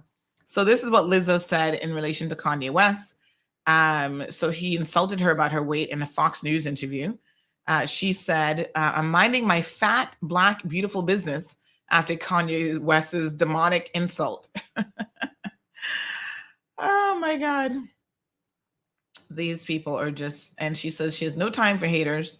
She's a Grammy Award winner, 34 years old. And yes, Kanye has something to say about everybody these days, while he should probably be focusing on his own mental health care and really take a minute from, social media for sure. So Ye, as he's known as these days, 45 years old, attacking everyone from his soon-to-be ex-wife. I don't know if the divorce is official yet, but I know they got an official separation. Him and what's her name again? Kimberly Kardashian. He's been attacking her. So much so that even her sister, Chloe, stepped in on his last rant last week, where after he put on his White Lives Matter shirt, some people said some stuff, and then he's like, oh, now y'all have the nerves to talk, but you wouldn't talk about, you wouldn't talk about when I couldn't go to my daughter's birthday party, some foolishness. And listen, Chloe went in and she was like, we're trying not to have this conversation, but you insist on having it in social media. Can you please leave Kimberly alone so that the kids can have a normal life? And I'm like, there is no such thing as a normal life with a Kanye West in your life, a Ye, or whatever he's been called these days. But child, he's been on the rampage, calling out everybody. Kim Kardashian, Pete Davidson, Lizzo, Ice Cube, Adidas, like even the people who are his sponsors, like he has business, arrangements with, he has actually taken to insulting them. Now, he's known as a multi-billionaire with 4 Black children. That's what he refers to himself as. But I think that billionaire status might actually be in trouble because he has, oh my gosh, he's just in this really self-destructive cycle at the moment. And he is, saying the most ridiculous things about some of the people that he has business partnership with. And I think that some of them are actually going to consider dropping him because there comes a point where it's just not worth it. Like the crazy and the exposure that, these companies would get, it just isn't worth it. And he said 3 days ago, apparently, that it hurts his feelings that people think he's crazy. But then he continues to do stuff that is like, what? So this is part of his whole Fox News interview. People think he's crazy because of his actions, and he doesn't stop, So all we can do is wish him luck, child. He definitely has some serious issues, but he's at war with Diddy. He just is at war with everybody, including himself. And I guess that's the saddest part. He's actually most importantly at war in his own mind. All right. So let's move on from him. Poor thing. I don't know what to say. ASAP Rocky too. He went after him. Oh Lord, he better leave Rihanna man alone, because you know that Bajan woman, she got someone tell him a thing or two. Y'all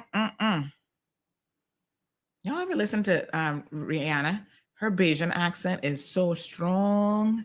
The other day she was saying something and they were interviewing her and they were like, oh my gosh, hear that Bajan accent? Vicky says, drama man Wes. Yes, honey child, he's full of drama.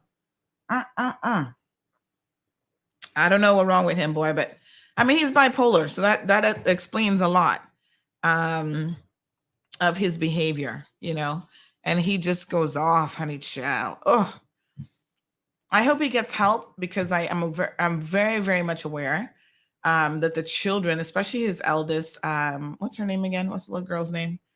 Northwest. Yes.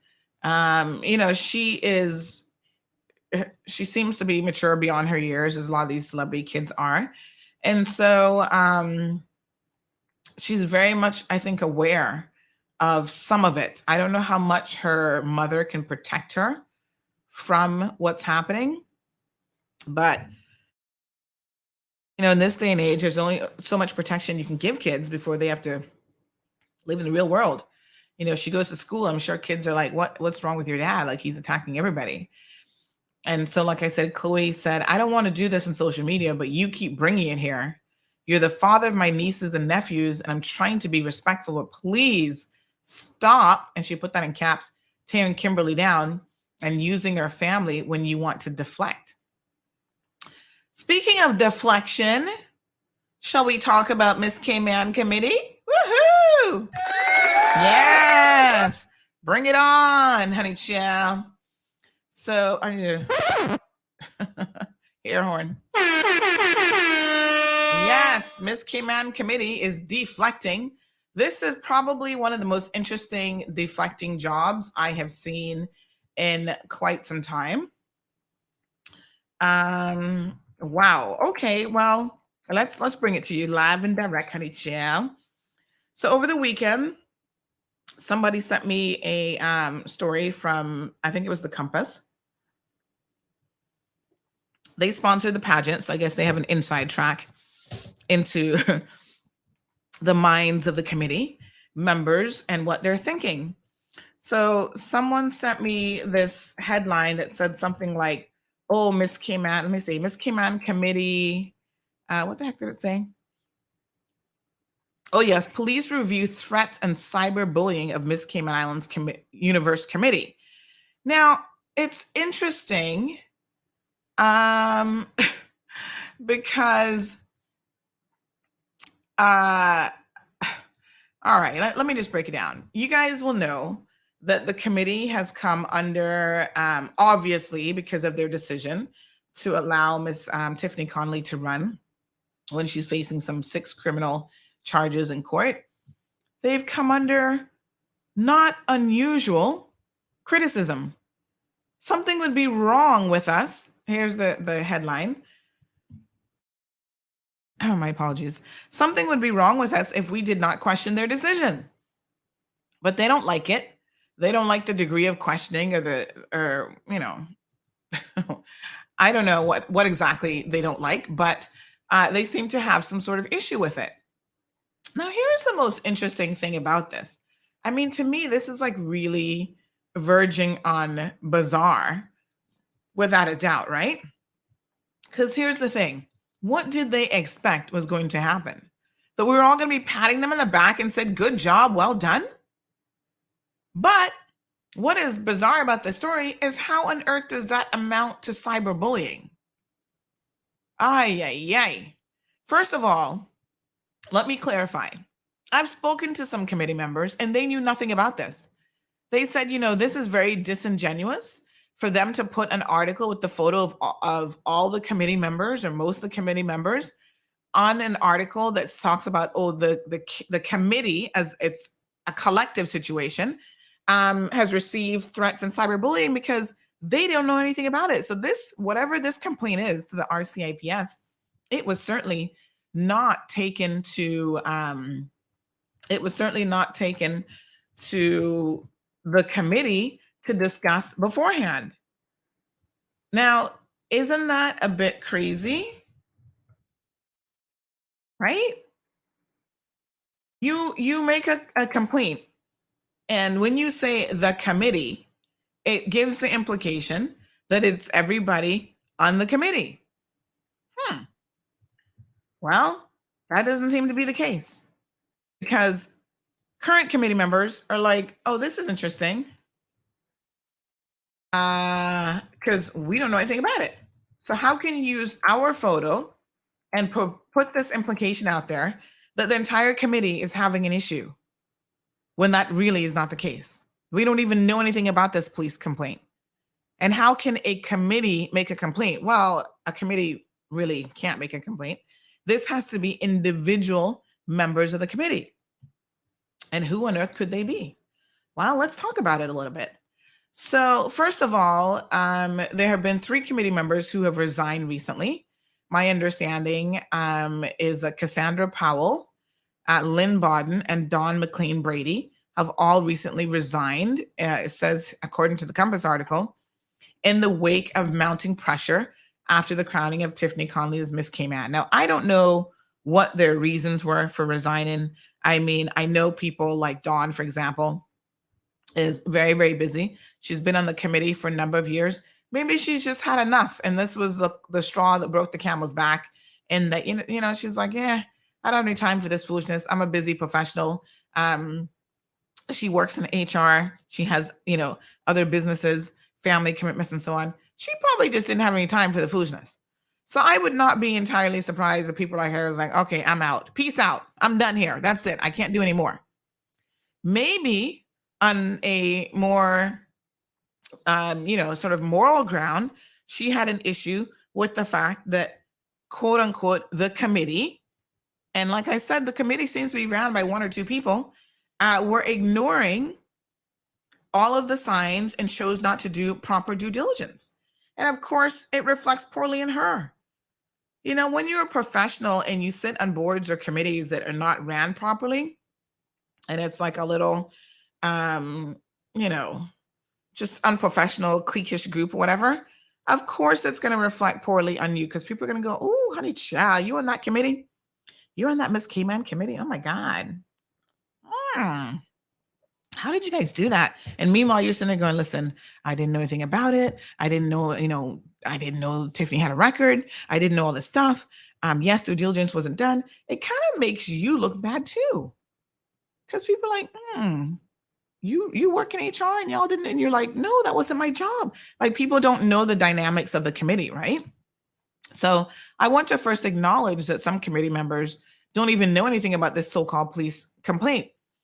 Now, who on earth would actually think that anyone has been cyberbullying them and alleged threats? What kind of alleged threats are they talking about? Threats that we were going to boycott the next Miss Cayman? Encouraging all sensible young women to not even participate in this pageant anymore? Go over to the Miss World pageant instead? What kind of threats are they talking about? No one, to the best of my knowledge, and obviously I don't know everything that goes on in the world, but I'm not aware of anyone making any cyberbullying or alleged threats. But you know what is so incredibly interesting is that someone could be in a position, such as a committee member of a Miss Cayman committee, and not recognize that their decisions and their behavior will be called into question as it relates to the committee. Isn't that shocking and amazing and amusing all at the same time? You are on a government committee, one that you say you were appointed to by the Ministry of Tourism and Transport. Why on earth do you believe, I mean, sort me out if I'm wrong here, folks, but why on earth do you believe that this is some sort of a private group or private organization and your questions can't be called into action? It's strange and it's bizarre. Even people who work in private companies in this day and age, folks, have their behavior called into question. There's a lady who was recently suspended for using some racist term. I can't remember what her position was. There was the guy who's head of which tech company, Google, Facebook, something, talking about women in their parts, and he's been suspended. There's certain behavior that even when you're in private sector is just so egregious and no longer acceptable to the people that when you engage in it, you will become part of the public discourse. My God, Miss Cayman, the title holder is the Cayman Islands government. That is we the people. And you believe that we the people don't have a right to criticize you when you have brought this title down into the dumpster? It's down there with I don't even want to say the pig's child, because the pigs got more sense than some of these committee members. And what is it that you all expect exactly to happen? You expected that nobody would call this into question? No, come on now. I can't believe it. And then when they do, you actually think that that amounts to cyberbullying? You know what? Yesterday was Mental Health, World Mental Health Day. And I must say that I talked about how incredibly resilient people can be. But at the same time, I feel like we live in a community and we live in times now where everybody is insulted by every single thing under the sun. Lord Jesus, y'all need to learn a little bit, a thing or two about resilience and about being able to take constructive criticism and don't take it personal. No, sir. Wow. Thank God that the case is coming up on the 17th of this month. The date has been confirmed. Honey child, I'm glad I got COVID now and not next week, because we would have been up, you know what, creek without a paddle. Ooh, honey child. By Monday, trial day, I should be in the all clear. I should take my COVID test today because I think I'm all clear now. But nope, I'm staying until Friday, and I'll probably stay in most of the weekend. But Monday, I'm going to be out there live and direct and covering it. So I have people already messaging me, Miss Andy, are you going to be there? You going to give us live coverage? I said, well, as live as I can. Obviously, there's no cameras or anything allowed in the courtroom. So during the breaks, I'll go out and give y'all a little live. This is what's happening right now.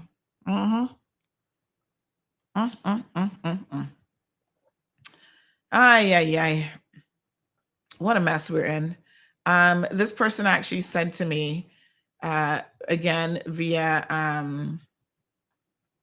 social media, they said it's so funny that they're complaining about cyberbullying when this girl herself has a history of cyberbullying, referring to the reigning Miss Cayman universe. And I thought, ooh, honey child, I saw the comments, I must tell you. I actually saw all of the comments. This is what the person said. They said, first they said on Monday, it's October. Any idea when Miss Universe supposed to go to court? Will you be covering the story further? And I said, yes, we'll be covering it. And it's the 17th. They said, I noticed your recent post and how the committee has been concerned about quote unquote cyberbullying when they crowned an actual bully. Oh, the irony. And listen, I have never seen a Miss Cayman contest before that was being live streamed. And in the live stream comments, they had to constantly delete every single comment about the person who eventually won. Because all of them were like laughing when she answered the question because their question again was about, social media and whatever. And they were like, who don't know that Tiffany harasses people on social media more than anybody else? And posting stuff about women and being derogatory and and creating fake profiles. And I was like, oh, Lord Jesus. They were delete all over the place to try to control the community narrative. So, here on sorry, here on CMR, we've had the community narrative, we've had the discussions. I think even the premier, to be honest, was surprised when he was here the other day. He's back this Thursday, by the way. He was surprised at how all of you wanted to talk about what is the government's position in Miss Cayman. And I think at one point he was a little bit annoyed, perhaps even, because he's like, oh, we have other things to talk about. And I'm like, with all due respect, sir, the people dictate the conversation. And they are asking the questions about Miss Cayman. One question after the next. Why is there no accountability? Why is there no government statement? And I could tell that the premier was a little bit uncomfortable. Yeah, but that's what was on the people's minds. And the fact that the people feel that government has not adequately addressed this, I think definitely leads to why it can't be put to bed. Does that amount to cyberbullying? We in a community can't even have a conversation anymore about what committees and boards and board members are up to and their shenanigans and what they're doing. It's crazy, to say the least. Marshall, good morning, Soka. She says the Bajan accent is my favorite Caribbean accent. Girl, go sit down. Your favorite Caribbean accent should be Caymanian. I like Rihanna's accent. I don't know that I'm going to say that about all Bajans, but I do think it has an interesting twist to it. But I do like to listen to Rihanna. I don't have a problem listening to her. So Marshall says that's all Derry Dacre's doing. Well, this does beg the question, because I don't think the committee can actually even file a police report. The committee doesn't have a legal, it's not a legal entity as such, right? So it would have to be individual members. And I think that the Compass should have really spelled out exactly who the individual members are. It's not the committee, unless Derry considers herself to be the entire committee. Maybe she does. Maybe she is the committee. I don't know. But anyway, I'm going to tell you all a story because, a lot of people don't recognize that this is one of those situations where there's always collateral damage. And in my case, there has been collateral damage with this situation. So I'm going to share a very personal moment with you all today, because I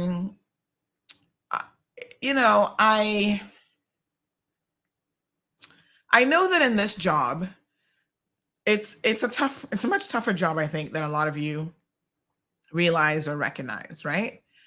And I have to take a position of standing for something, even sometimes when my friends are impacted by it. And it happens all the time. Most of my really good friends understand that what I do here is separate and apart from our friendship and who we are, right? I always tell my friends, listen, I don't need you to defend me in any way, shape, or form. Nope, not needed, not required. Now, of course, a lot of my friends feel like they have to, like they're at work and, oh, did you hear what Sandy did? And and they're like, well, you don't know Sandy. And then, listen, I care not. Very, very clear. You don't have to know anything about me. You don't have to like me. This isn't a popularity contest. I'm not running for Miss Cayman or anything. It's fine. You're entitled to your opinion. You're entitled to not like me. You're entitled to like me. You're entitled to think whatever you want. It has no real impact on my life most of the time. You know what I mean? It just doesn't matter. What you think of me doesn't pay the bills. But here's the ironic thing. I keep telling y'all about my 5 friends.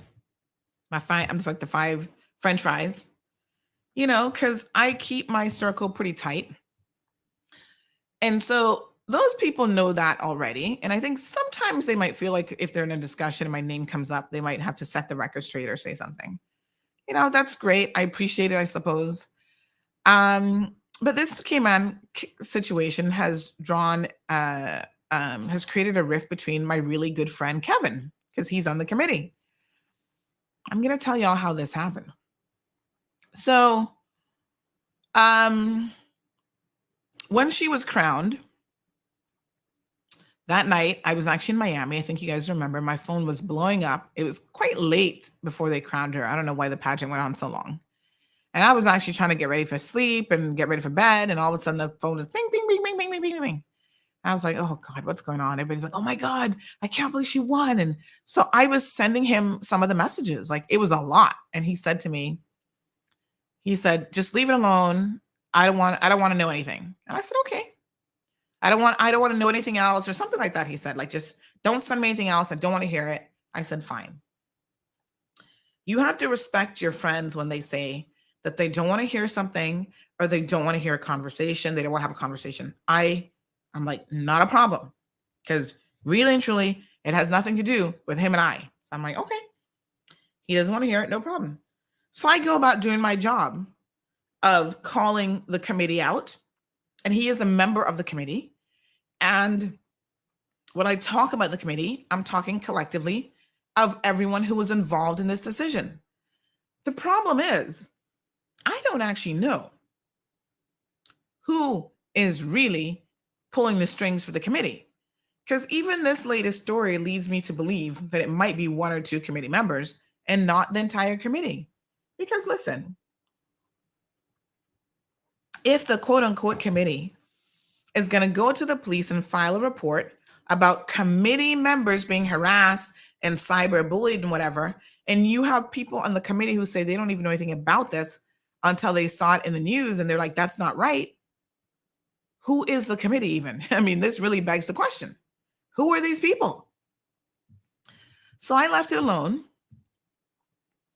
And of course, the public discourse started to happen. People are messaging me. Now listen, Kevin and I go back, oh my God, I can't even tell you how many years. Oh, at least 15 years, if not more. We are tight. This man comes to my house. He has access to my house if he needs it. He's the only other person, I'm going to explain to you guys how close we are. He's the only other person who has a door code to my house other than me and my husband. Let that sink in. Yeah, that's how we trust him, right? He's been there. My daughter calls him Uncle Kai Kai because she couldn't pronounce Kevin when she was younger. So she calls him Uncle Kai Kai. He is a friend. We have traveled together. Kevin and I have slept in the same hotel room together. You know, he snores a little bit. So, you know, we haven't traveled a whole lot, but, you know, we have traveled together. There's very few people that can tell you that they've ever traveled with me because I'm also not that kind of, listen, just like I don't invite people to my house, that I want you up in my face. I also don't really travel with people like, you know what I'm saying? Like there's certain things that I reserve for people who are in my inner circle. Kevin was in my inner circle. We used to go to functions before I met Marlon. We'd go to functions together and we just ironically dress alike and people would be like, oh, did you guys coordinate your outfits? And I'd be like, no, actually we didn't, but here we are dressed like twins again. That's my friend, Kevin.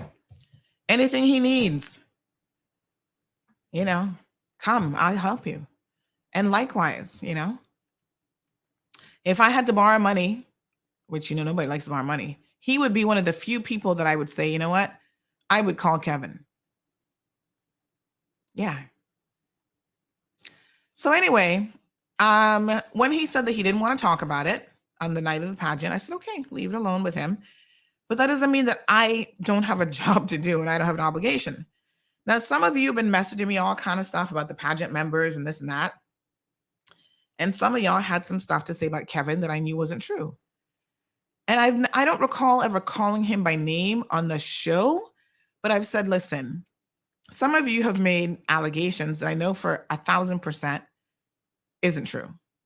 And so I'm not going to allow you, especially because he's my friend, but regardless, to say things about someone, even if they're a committee member, we don't agree with the collective committee decisions. You can't then try to tear down individuals and their characters and it not be true. That isn't going to be permissible. So when people email me this stuff, I made sure I responded and said, by the way, that part of what you said is not true.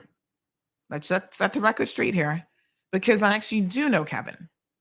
And I saw a few of you commenting, well, isn't your friend in the committee? Isn't that your friend? I'm like, yes, that is my friend. And what's the point? I'm still trying to be impartial and look at this with, an objective pair of lenses here. I don't know at what stage he specifically knew as a committee member what was going on from what wasn't going on. I know that he's the type of person who likes to believe in the underdog. He likes to, I'm sure he believes that Tiffany has changed and she's a changed person and she deserves a second, third, fourth, fifth, sixth, 20th time.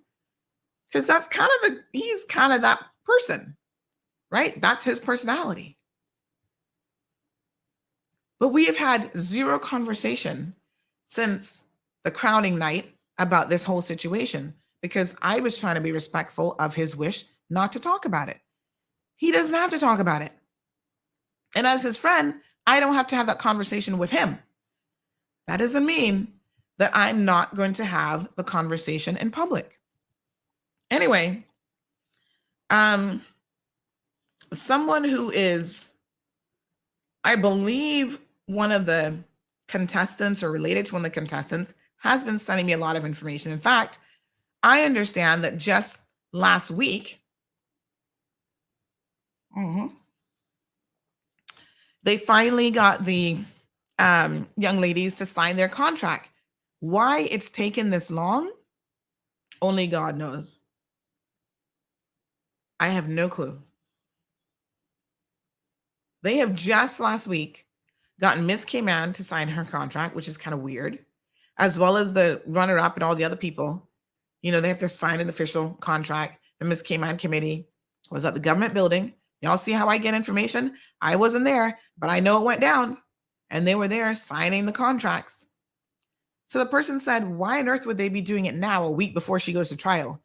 It is very bizarre. I cannot explain anything that this committee has done, because most of it makes zero logical sense. Okay? They've already said that regardless of the outcome of her trial, she will still be keeping all of the prizes.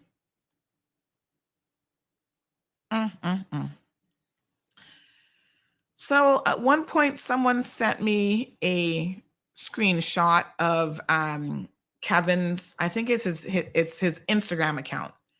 And they said, can you imagine that in light of all of this, a committee member is actually out there bragging about how she is in the middle of a photo shoot? They're like, what is there to brag about?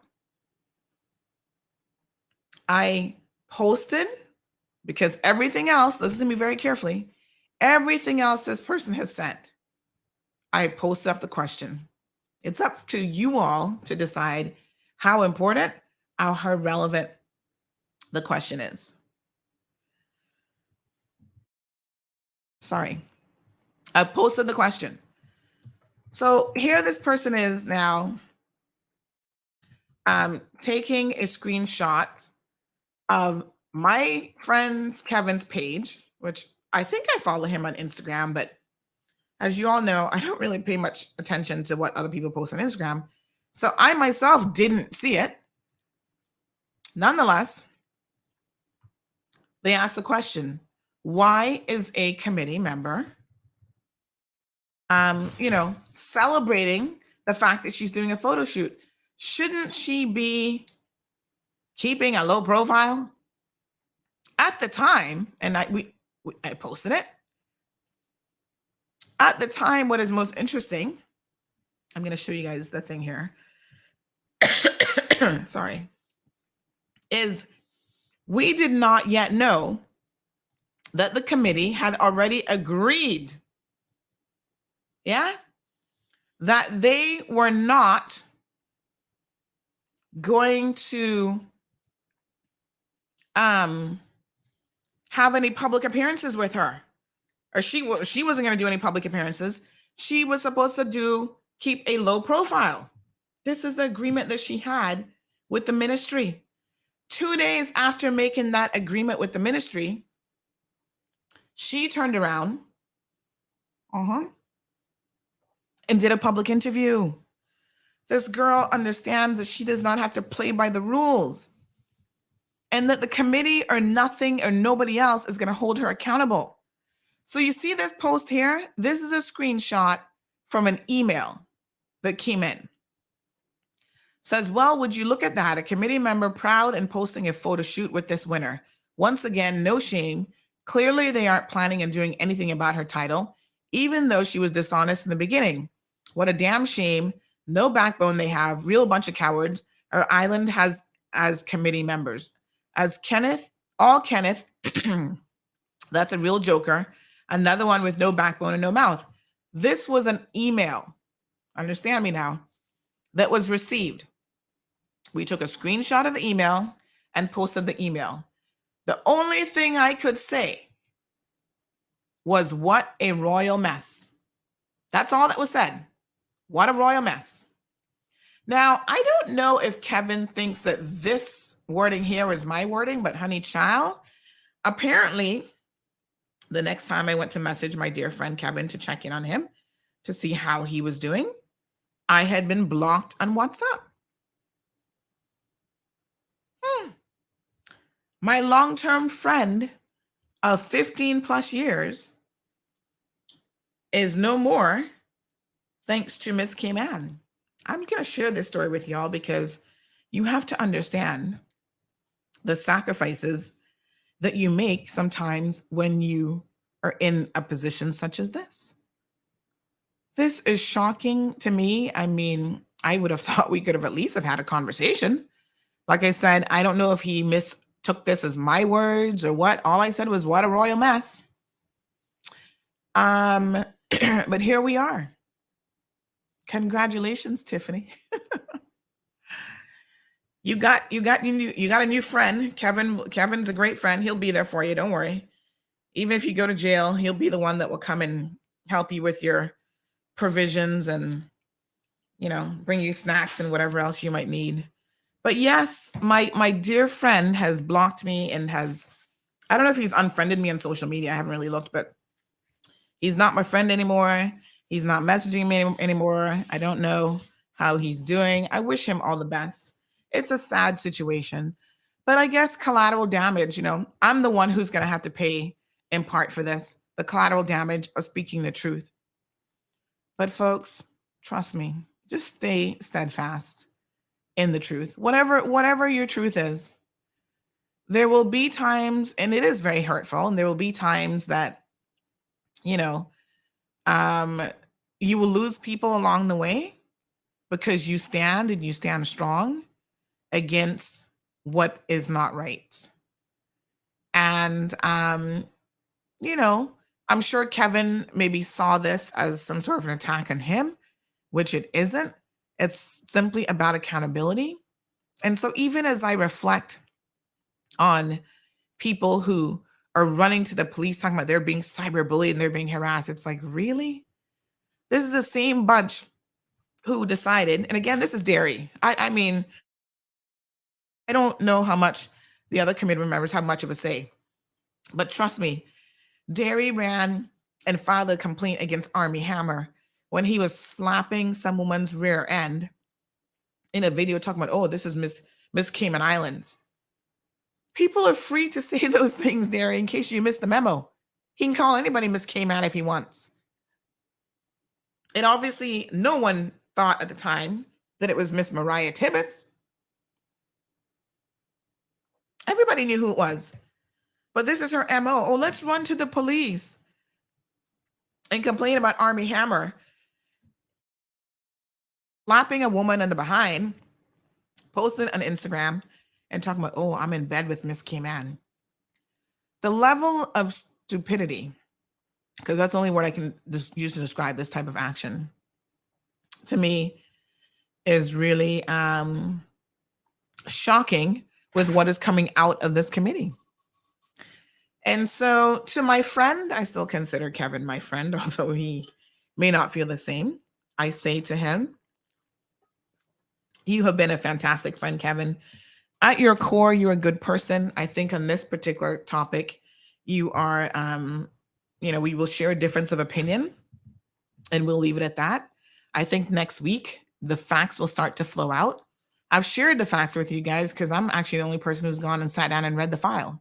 So even the people who are standing behind her and who are defending her, they're going after the version of the story that she has told them about how she was the victim. I took the time to speak to the actual victims, to read the actual court file, because according to her, there's CCTV footage that's going to show that they were assaulting her. And I was like, wow, that's the narrative that she's put out there. And I know that some of these committee members actually believe her. She's a dangerous young lady who has lied even about this most recent assault.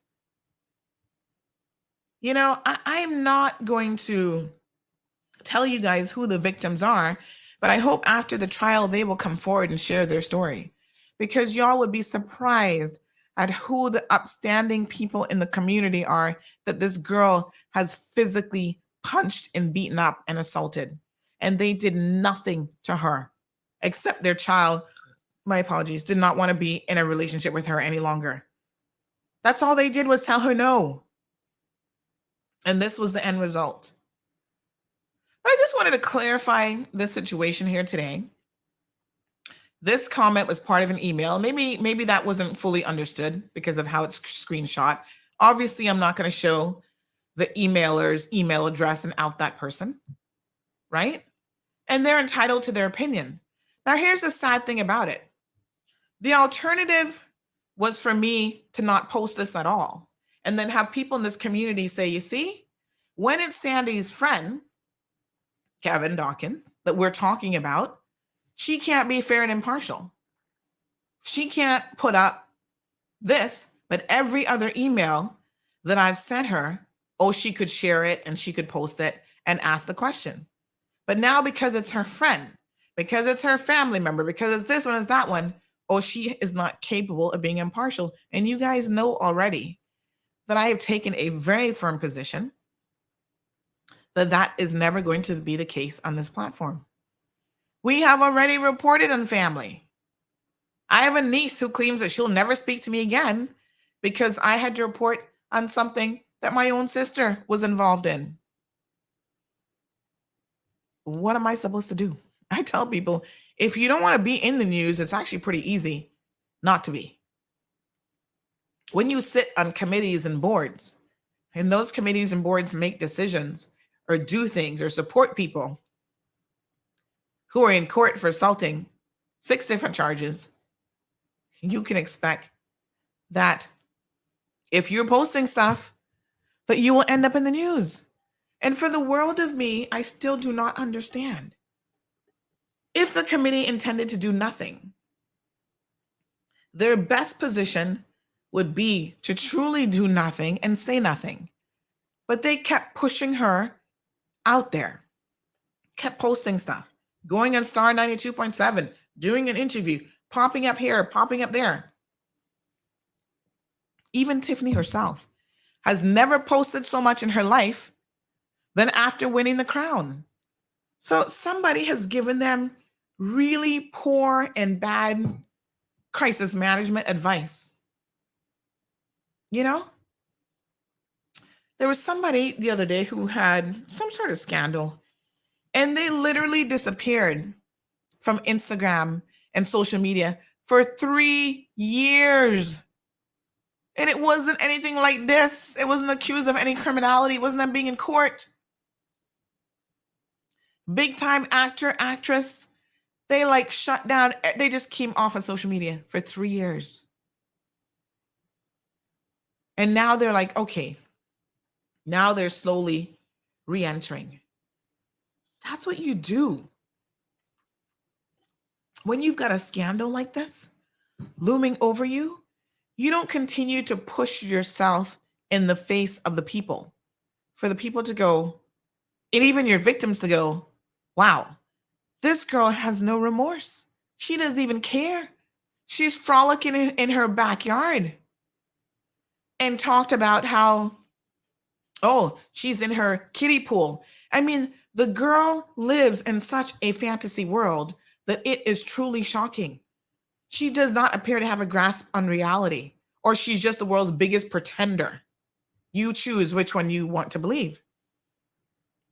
Chantal says, I'm sorry, that must really hurt. Evelyn is shocked. Anthony says, genuine question.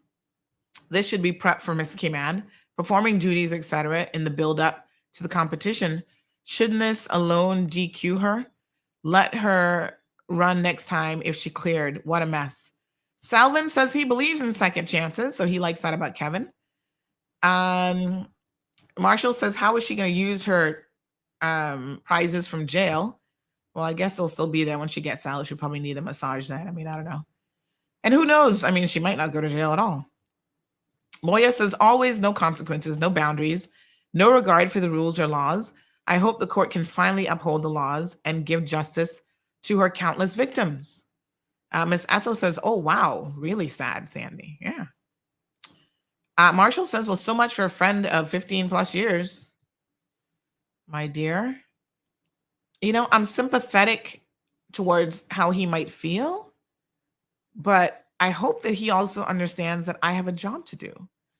And there were people who were already like, yeah, well, that's her friend. She's never going to question him. And I'm like, well, for me, it wasn't about questioning him specifically because he's not the committee chairperson. The person who is responsible for the committee is a chairperson. And that's why I have specifically addressed people like Derry Dakers. And that's why I have specifically even talked about her other behavior that, in my opinion, I'm shocked that this government has allowed her to remain in the position that she's remained in because of her political alliances and meddling during the election. That's the only thing that we've talked about. That, you know, I don't know what cyberbullying she's talking about or who she's referring to. And I think this is the sort of thing that really makes you wonder why people even get on committees. Like, maybe you're just not cut out to be in the public eye and you need to go back to being a private citizen. Live says Cayman is small. He better recoil. I'm not quite sure I know what that means, but Judy says, when any friend that I was loyal to and walked away from me, I always say, thank you, God, because only he sees and knows why he removed them from my life. A true friend would address the issue with you. Cameron says, when is this going to court? Can't wait for the fiasco to be done with. The 17th, so Monday, we're coming up. And, you know, Judy, I mean, like I said, I didn't know that he had taken offense to anything, and I didn't, you know that he had even blocked me. I was really, really a bit surprised by that on WhatsApp. But I guess it is what it is. You hope that at some point there will be a conversation to be had. I mean, I don't know. But I feel like I'm also at that age, Judy, where I completely understand your sentiments. Like, nobody wants to lose. When you say you got 5 friends, nobody wants to lose one of your 5 friends. You know what I'm saying? But at the same time, I am in agreement with Judy up to a point that things happen in life sometimes for a reason, and you have just got to accept what is. And you can't fight for something. It's like being in a relationship with someone, Tiffany. When someone doesn't want to be in a relationship with you, you cannot you can't fight for that. You know, you just have to be willing to say, okay, this person has made the decision. They didn't talk to you about it. The reason why, and this is the ironic part, right? In any other circumstance, I would have said to him, hey, I'm going to put this up and whatever, because he had specifically said to me, I don't want to talk about this. Don't talk to me. I'm trying to respect his wishes to not have a conversation about this. Otherwise, I would have said, oh, I'm putting this post up just as an FYI. But he specifically said, I don't want to talk about Miss Cayman. I don't want to have the conversation. So the entire time, all those weeks that this had been going on, we never mention Tiffany's name. We would have conversations with everything else but Tiffany and Miss Cayman. And so it's kind of, it's kind of sad in a way, but what am I supposed to do, really? You let people go, and what's the saying? If it's meant to be, it'll happen or whatever. And then sometimes you transition. My sinuses are starting to get a little bit irritated. So funny enough, somebody just said, "You were sounding so much better today." Sometimes you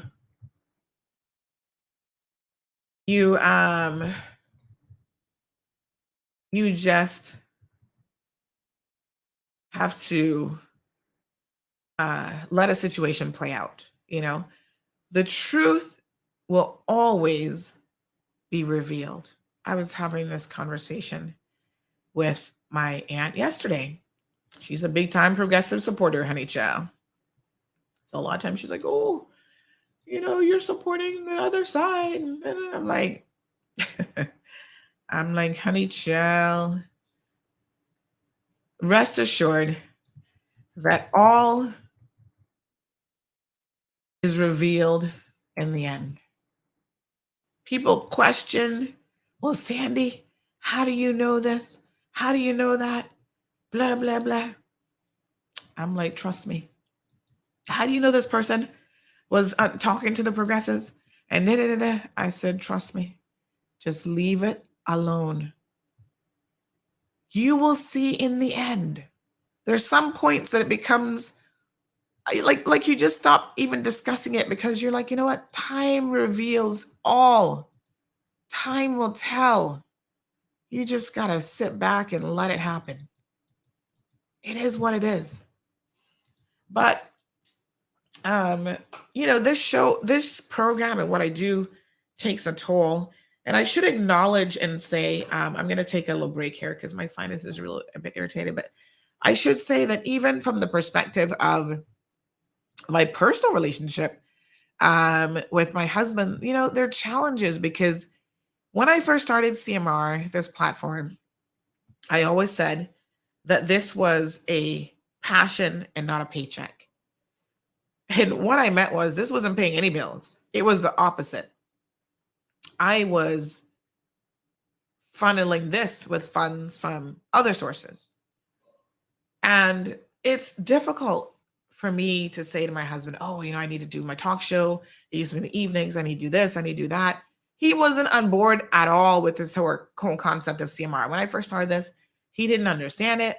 "I don't know what you're doing. What are you doing this for?" Da, da, da, da. But he has allowed me the space to do what ultimately has been my calling and what I needed to do. Right? And over the past 5 years, it has not been an easy journey. He's a very private person. He doesn't want people walking up to him talking about CMR. He doesn't know anything about CMR. He doesn't read CMR. He doesn't help me with any of the IT stuff, believe it or not. He helps me with my computer because I need my computer for everything I do. But that's about it. So when people start engaging, "Oh, did you hear what was on Marvel this morning?" He's like, "Listen, I don't listen to Railroad." And I know people find that hard to believe, but he doesn't. He's not into it, not at all. And so it's taken a toll because I am in a bit of a public space myself. Right? And he's a very private person. And he's a very family-oriented person. And he doesn't like stress and drama and all that kind of stuff. And this brings a certain amount of that. So, I have to be grateful that he has been even supportive in the sense that he just allows me to be me and to do what I need to do within the space of my community. But it's not easy. It's not easy having people constantly ringing off the phone and, it's like you go on vacation, you don't get a break. Always helping and, it's a lot. It really, really is a significant sacrifice. But when you're passionate about something, you do it anyway. regardless of the sacrifice that has to be made. So I'm going to take a little break, and then I'm going to come back and share something. We're going to go into just a little bit of overtime with you guys this morning. Recover Personal Injury Attorneys, helping injured people get what they deserve. Did you know that insurance companies have lawyers that represent their interests? Before signing and accepting any settlement, know your rights. Call us today for a free consultation at 924-9999. That's 924-9999. Recover. Your personal injury attorneys are on standby to assist. Crichton Properties is one of Cayman's most trusted real estate companies for over 50 years. We offer a diverse selection of property listings and help our clients navigate the world of buying or selling their properties with confidence. Crichton is a name you can trust with our excellent customer service and family-friendly touch. Contact us today to list your home, land, or condo for sale by calling 949-5250 or email info@crichtonproperties.com. Crichton Properties, a trusted Cereba member. Wonderland Christmas trees are here. It's official. It's Cayman's most wonderful time of the year. Don't delay or all the elves will give the trees away. Stop by our Christmas tree lot to select from the finest balsam fir trees, starting at $100 for 5 to 6 feet. Christmas lot is located right next to Cost You Less in Governor Square. Selected from the best farms in Canada, your tree has been grown with love and care by all our elves for many years. Wonderland Christmas Trees is owned and operated by experienced elves with over 6 years of industry experience. Don't trust your Christmas tree needs to anyone else. And remember, for every tree you purchase, Wonderland Christmas Trees makes a donation to Feed Our Future and Meals on Wheels. Visit wonderlandtrees.ky or find us on Facebook to place your order today. Christmas tree sales going on now. Don't delay. Wonderland Christmas Trees, your best choice for Christmas. Ho, ho, ho, ho! Merry Christmas! Hard to believe that Christmas is here almost again. So to get the best Christmas trees, you have to order early. So please, folks, check out Wonderland Christmas Trees.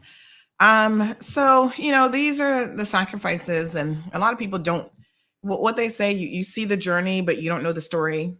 You don't see the struggle that comes with it. So Miss Dawn, Monday is not a holiday as far as I know. I don't think so. You wanted to go to court on Monday, so it's a holiday. No, Monday's not a holiday. Miss Moya says, sure hope all these courtroom cameras are working and recording properly on Monday. We, the community, would like to tune in online and not crowd the physical courtroom. Well, unfortunately, believe it or not, that is not something that is available in the Cayman Islands. So you don't get to watch courtroom proceedings like that. Not in this jurisdiction. In America, yes. Cayman, no.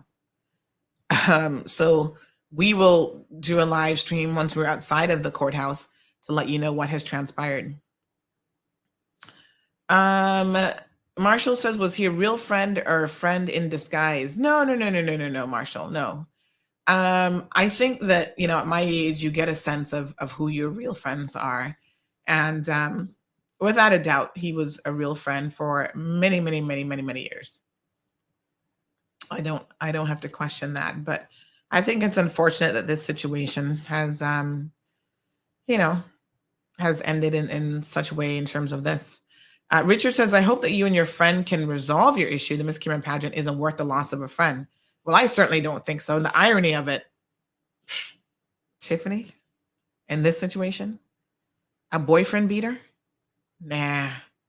I mean, my God, who can stand by that? Debbie says, when people leave your life, there's a reason. When one door closes, another one opens. Move on and wish Kevin well. Your CMR posse loves you. You got us. Izzy, good morning, says Cayman likes to hide things in the court, and that's why they don't want you to go in there. Well, yeah, that too. But yeah, I mean, it's unfortunate, and even during COVID, I lost, I considered her a friend, Miss Izzy, because of her position on COVID. And again, it wasn't a situation where I'm the one who ended it. I just took a very scientific approach based on what the information that we had available. And I think that as friends, you can agree to disagree. My friends don't have to believe everything that I believe, and I don't have to believe everything that they believe.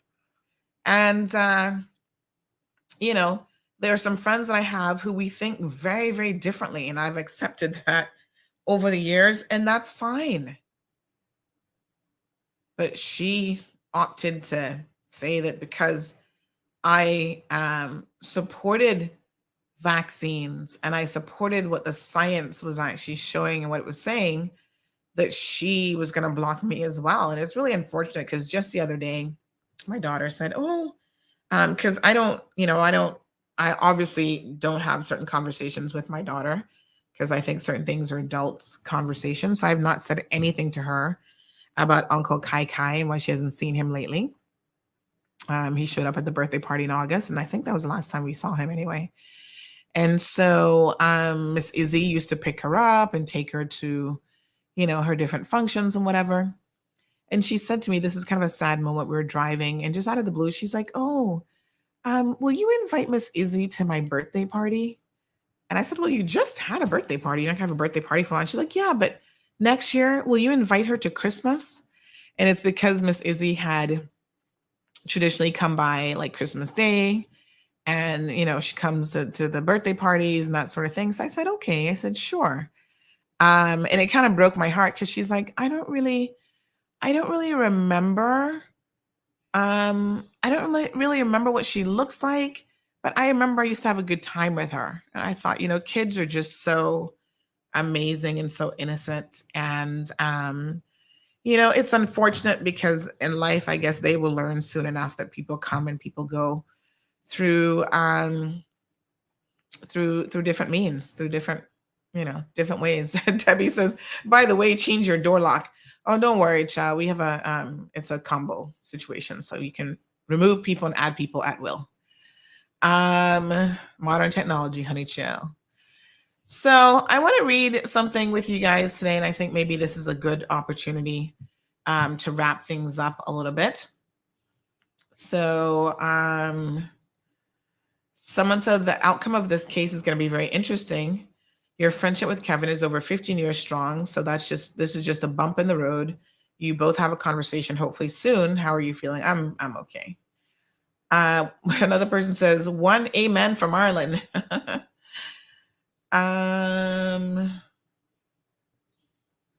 So this other person says, you just ask a question. What am I supposed to do?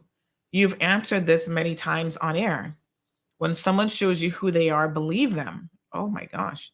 Regardless of the sacrifice, we go on because it's our passion and beneficial to the public with whom we interact. Sandy, I'm questioning Kevin's genuine friendship. I'm surprised he fooled you. No, I don't think he fooled me. I think this is a situation where he is like really hurt. And for whatever reason, he didn't express that to me. And the intent was certainly not to hurt him. And I do see how maybe he thought that the words attached to that photo, like he doesn't understand that that was actually a screenshot of an email. And those were not my words. My words were, what a royal mess, because the whole thing is a royal mess. And so maybe he thought that I was saying those things about him and he felt like it stepped over the line. I think this is just a situation, folks, of someone being really hurt about a situation. And I think the strength of relationships are tested, and time will ultimately tell if they can endure. Someone says, good morning on your post about Miss Cayman Universe Committee and the so-called threats. What's interesting is you hear nothing from them, and the committee chair, Derry, is living her best life, ignoring all the chaos the crowning of Tiffany caused. That could have been avoided if they had sense to do the right thing. Now, all of a sudden, following the crowning of Miss Cayman World and the highlight of what she represents, a true queen, and she is all over reigning and representing as she should, Derry and her so-called committee come up with this so-called death threats to get attention because they can't any with the trashy queen they're supporting. I don't know why Derry or any of those committee members think that they are that important for anyone to serve jail time for. Cha. Remember, he good friends with that wannabe Miss Universe, the B word, Dairy. Wow. You know, you can be friends with different people and you keep them in a box. So not all friends commingle. So yes, he is actually really good friends with Derry as well, and I allow him to. That's his prerogative. That's his choice. I can't tell my friends who to be friends with, even if I'm not friends with them. And it's not like Derry and I have ever had an issue. Our common connection, I think, has just always been that we were both friends with Kevin. It is what it is. Miss Venice says, I believe in live and let live as long as you're okay with me and don't pressure me to your beliefs, and I'm the same. Yeah. It doesn't mean that I am not able to do my job on this platform. I think that's two very, very different things, right? And this talk show in particular is a opinion-based show. We do the website news and we share stuff on social media. But I think a lot of people don't understand that this isn't, I'm not sitting here reading the news to you every day. How boring would that be? This is about us exchanging ideas, thoughts, me putting my opinion out there, you put your opinion out there. We don't have to disagree. Sometimes things get a little bit heated, and it is what it is. Selvin says some of these comments should be screened shot as name calling other people. Should be screened, such as name calling other people. Should be screened. And again, Selvin, to the comment I've just made, people are entitled to their opinion. And some people's opinions are very, very strong. I'm not the censorship police. I got to be honest with you. That isn't really my job. We try to encourage people, especially when it comes to certain adult words, because we may have younger viewers, to be mindful. But if you call somebody the B word, is that the end of the world? In your opinion, that's what they are. I mean, you're entitled to your opinion. Let's have a reflective moment. This poem here. Beautiful poem. I came across this, I think, in university. And boy, it has held through the years. It's entitled A Reason, a Season, or a Lifetime.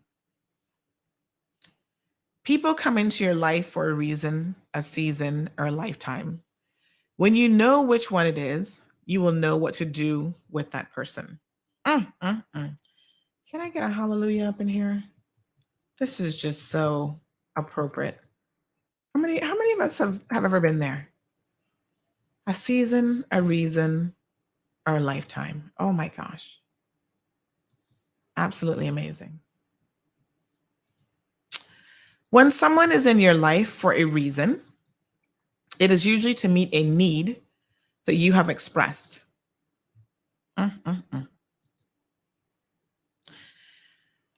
They have come to assist you through difficulty, to provide you with guidance and support, to aid you physically, emotionally, or spiritually. They may seem like a godsend, and they are. They are there for the reason you need them to be. Then, without any wrongdoing on your part or at an inconvenient time, this person will say or do something to bring the relationship to an end. Sometimes they die. Sometimes they walk away. Sometimes they act up and force you to take a stand. What we must realize is that our need has been met, our desire fulfilled, their wake is done, the prayer you sent has been answered, and now it is time to move on. Some people come into your life for a season because your turn has come to share, grow, or learn. They bring you an experience of peace or make you laugh. They may teach you something you have never done. They usually give you an unbelievable amount of joy. Believe it, it is real for only a season. but only for a season. Lifetime relationships teach you lifetime lessons, things you must build upon in order to have a solid emotional foundation. Your job is to accept the lesson, love the person, and put what you have learned to use in all other relationships and areas of your life. It is said that love is blind, but friendship is clairvoyant. Human connections are essential to health and well-being. Thank everyone whose presence in your life has made a difference. So incredibly powerful, because again, it just proves the point that not everything is meant to last for a lifetime. Sometimes it is for a reason, and sometimes it's just for a season. And you have to, I think, ultimately be okay with either of those, quite frankly, being a possibility. Miss Judy says, I think he was a true friend and he expected you to not discuss as much as you did on the topic because he's part of the committee. However, I truly understand your job and position to not be impartial. And I have, unfortunately, because of the nature of what I do, other friends who likewise have ended up in the news. And, I just, the most that I can do is just tell you that it's coming. I try not to blindside people. I say, hey, this story is coming. I'm not going to necessarily tell you the details of the story or whatever. I had another friend who owns a business. One of her employees in court for a case that's going to be quite interesting as it unfolds. All I could say is tomorrow, the story is coming. And she said, okay, thanks for the heads up. We don't have to talk about it. We don't have to get into the nitty-gritty of the details, but it's coming. So Debbie says a true friend is like a diamond, precious but rare. A false friend is like autumn, leaves found everywhere. Have a blessed day. Miss Soka says, I had to install the latest Facebook app as Facebook wouldn't open. And now I am seeing many, many comments hidden by Facebook with option to unhide them. When you unhide them, there's nothing in the comments that's derogatory or demeaning. So no idea what Facebook is doing in the latest app. I posted a few screenshots on CMR yesterday. Practically all of Jonathan's comments were hidden. No, I think what it is I don't know why Facebook has made this change, but there is, when you go to Facebook now, there is like, it'll show you how many comments in total. And then it's high. Yeah, I don't know why Facebook's doing it, but it gives you the option to change it to view all. So let me just show you guys this, because maybe you've noticed this as well. So say I go here. Well, this live show is like a good example. Let me pick another one. Right. You see this little drop down thing here that says most relevant? So it'll tell you there are 4 comments, but it's actually only showing me 1. If you change that to all, sorry, then it'll actually show you all the comments. Not sure. Facebook's always making changes. Yeah.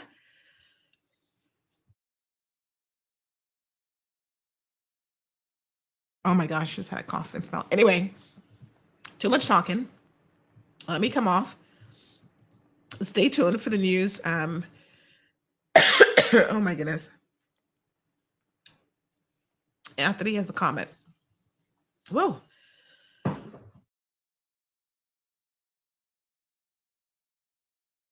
All right, that's my cue. Here's the news from Kevin. Y'all have a great day. Yes, the other Kevin.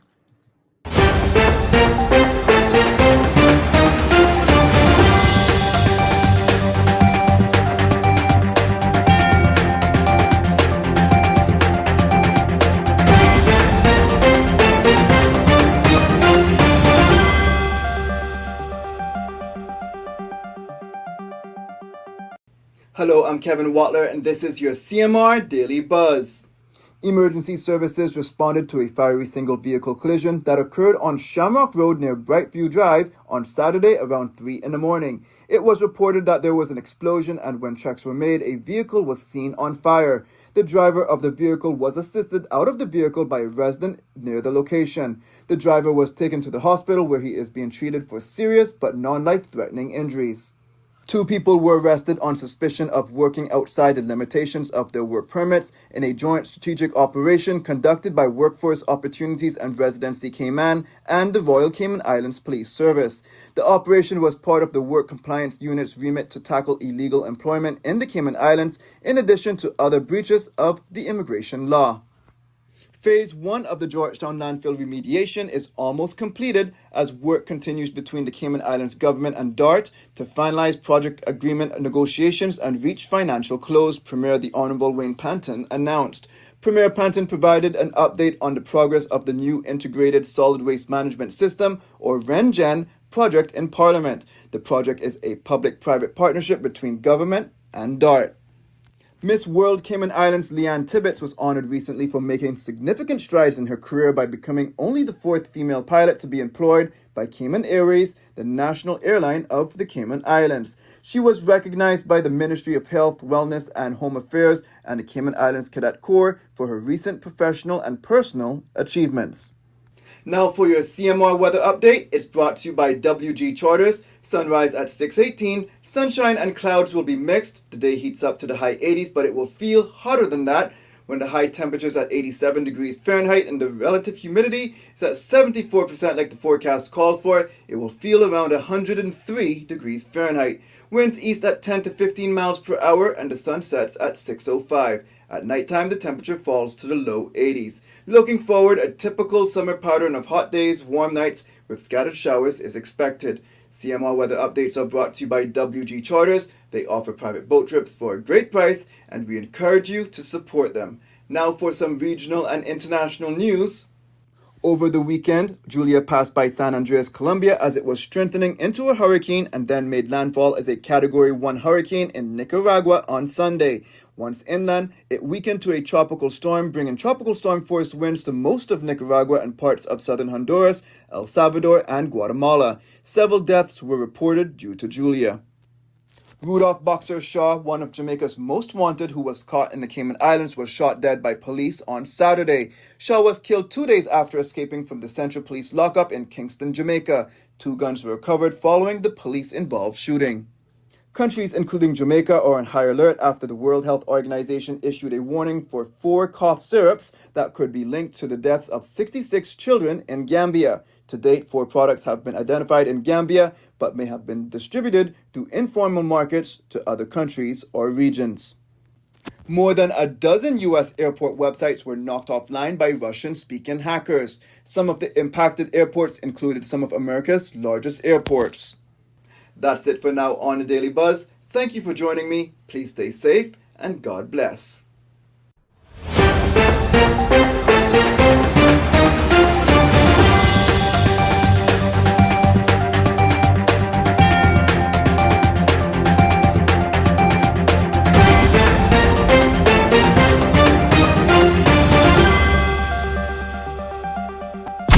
Thank you for tuning in to another episode of The Cold Hard Truth on Bobo 89.1 FM.